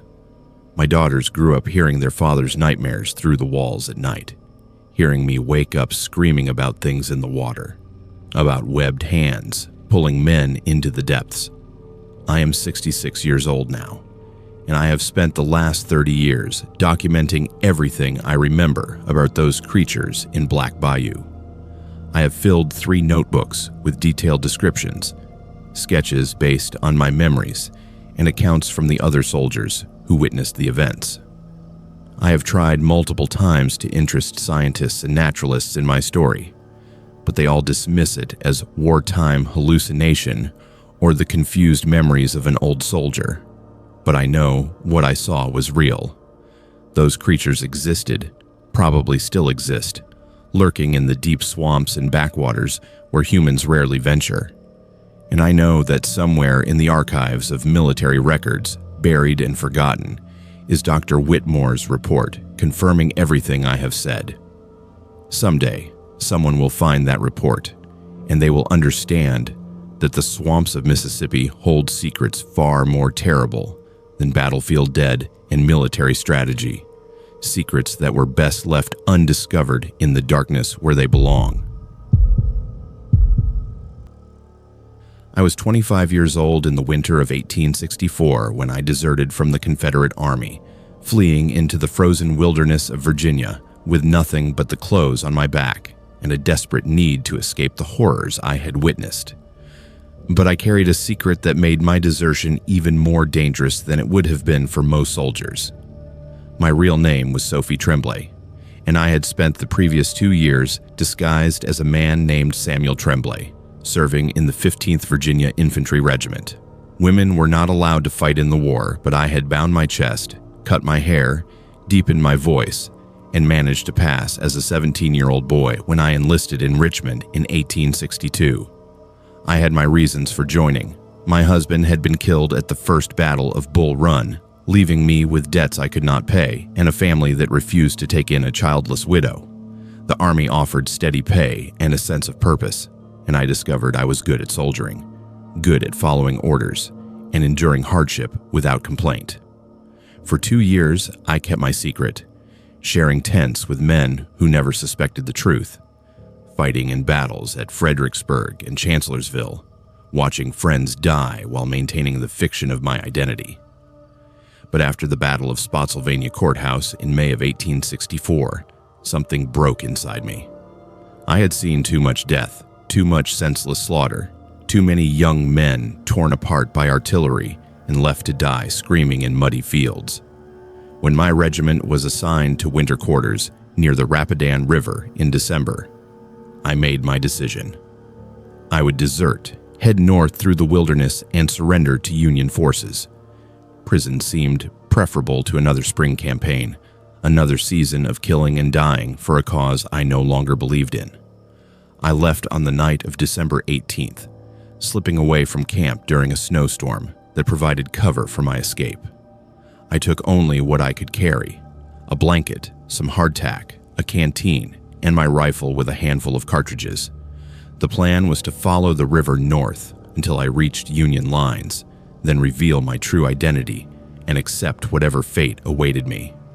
I knew the risks. Confederate patrols shot deserters on sight, and the wilderness was deadly in winter, but staying felt more dangerous than running.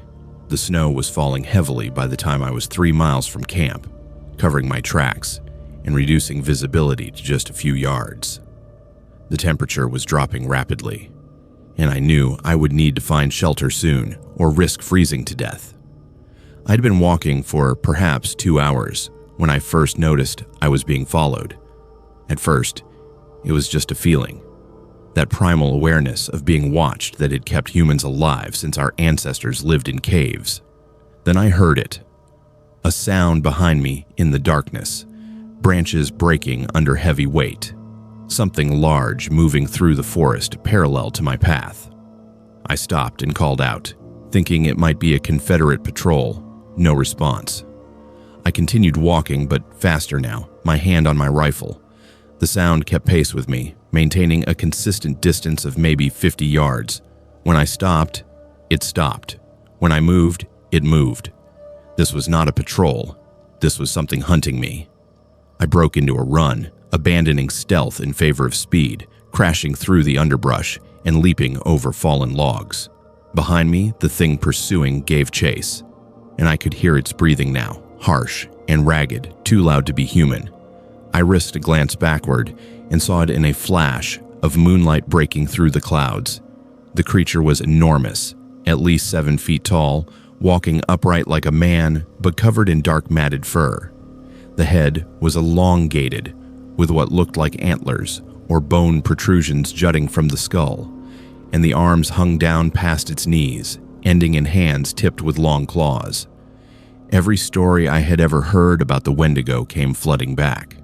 The tales told by soldiers from Michigan and Wisconsin, stories of monsters in the northern forest that had once been human, but had turned to cannibalism and been transformed into something inhuman, eternally hungry and impossible to kill. I had dismissed those stories as folklore and superstition, but now I was being hunted by something that matched every description I had heard. I spotted a cabin ahead, barely visible through the falling snow, and I ran for it with the last of my strength. The door was unlocked, hanging crooked on broken hinges, and I stumbled inside and tried to close it behind me. But the wood was rotted, and the door would not stay shut. I shoved a heavy table against it and backed into the corner of the single room, my rifle raised and ready. The creature arrived seconds later. I heard it circling the cabin, occasionally scraping its claws against the wooden walls, testing the structure. Then it tried the door, pushing against it with such force that the table slid several inches across the floor. I fired through the door, the gunshot deafening in the enclosed space, and I heard the creature shriek in pain or rage, but it did not retreat. Instead, it began tearing at the walls, those massive clawed hands ripping through rotten wood like it was paper. I had 5 more cartridges. I loaded another round and waited, watching as the creature systematically destroyed the cabin walls, creating gaps large enough to see through. In the moonlight, I could see its face clearly for the first time. The features were vaguely human but stretched and distorted, the mouth too wide and filled with yellowed teeth, the eyes sunken deep in their sockets and glowing with a faint yellow light. This had been a person once, but starvation and madness and something else, something unnatural, had transformed it into this terrible thing. The creature reached through one of the gaps it had created and tried to grab me, those long arms stretching into the cabin. With horrifying reach, I fired again, hitting it in the arm, and it withdrew with another shriek. But the walls were nearly gone now, and I knew I had only minutes before the entire structure collapsed. I needed fire. The Wendigo stories all agreed on one thing. These creatures feared flame. There was a small fireplace in the corner with some old wood still stacked beside it. I tore pages from a Bible I found on a shelf and used them as kindling, striking sparks with my knife and a piece of flint until a small flame caught. I fed it with wood, and within minutes had a fire burning. Then I grabbed a piece of burning wood and held it like a torch, positioning myself so the flames were between me and the creature. The effect was immediate. The Wendigo stopped its assault on the walls and backed away, that terrible glowing gaze fixed on the fire. It circled the cabin at a greater distance now, maintaining about 20 feet of space. But it did not leave. It was waiting, watching, patient in a way that suggested it had done this before, had outlasted other victims who thought fire would save them. I kept the fire burning through the night, feeding it with furniture and floorboards, anything combustible I could find in the cabin. The Wendigo never stopped circling, never stopped watching. Several times it tried to approach from different angles, testing my defenses, but each time I thrust the burning wood toward it, and it retreated. As dawn approached, I began to hope I might survive.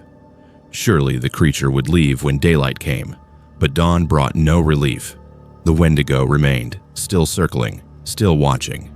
I realized with growing horror that it would not give up. It would wait until I ran out of fuel for the fire, or until exhaustion made me careless, or until I simply died from exposure and lack of food. This creature had all the time in the world. I had perhaps another day before the cabin was completely consumed by my fire, or I collapsed from exhaustion. That is when I heard the patrol, Confederate cavalry, by the sound of the horses, probably searching for deserters or Union scouts. I made a desperate decision.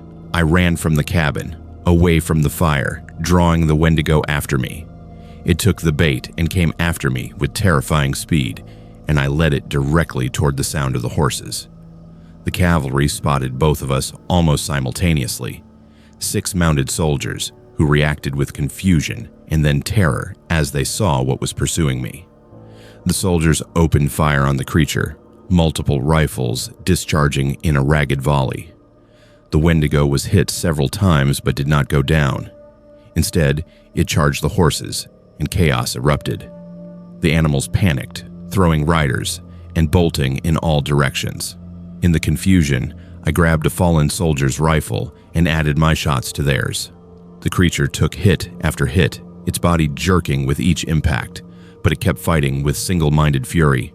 It was a sergeant who ended it.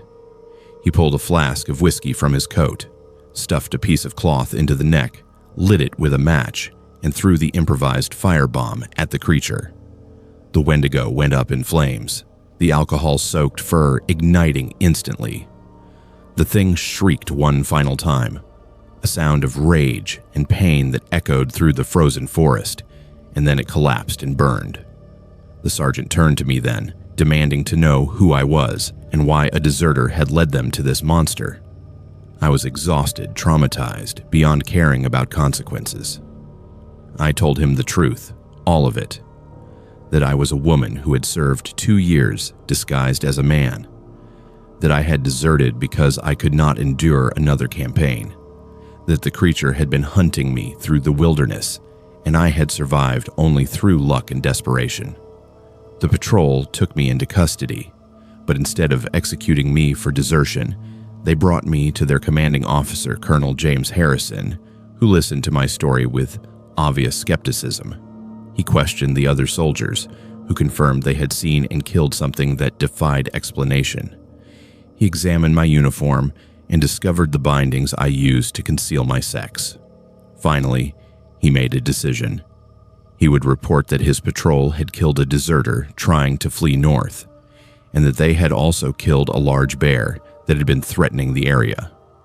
As for me, I would be released on condition that I never speak of what had happened, and that I leave Virginia immediately. I accepted his terms gratefully. I was given civilian clothes, a small amount of money, and papers identifying me as Sophie Tremblay, widow from Richmond. I traveled north and eventually reached Pennsylvania, where I settled in a small town and found work as a seamstress. The war ended a few months later, and I tried to build a normal life. But I never forgot that night in the wilderness. Never forgot the creature that had hunted me with patient, inhuman determination. I never forgot the way it had looked in the firelight. The remnants of humanity visible in its distorted features, the hunger that drove it beyond pain or fear.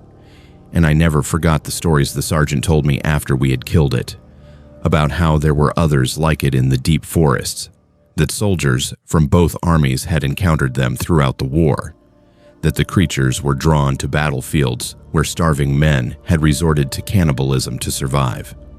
I am 56 years old now, and I have spent 30 years trying to forget the war and what I saw in those Virginia woods. But some memories cannot be erased.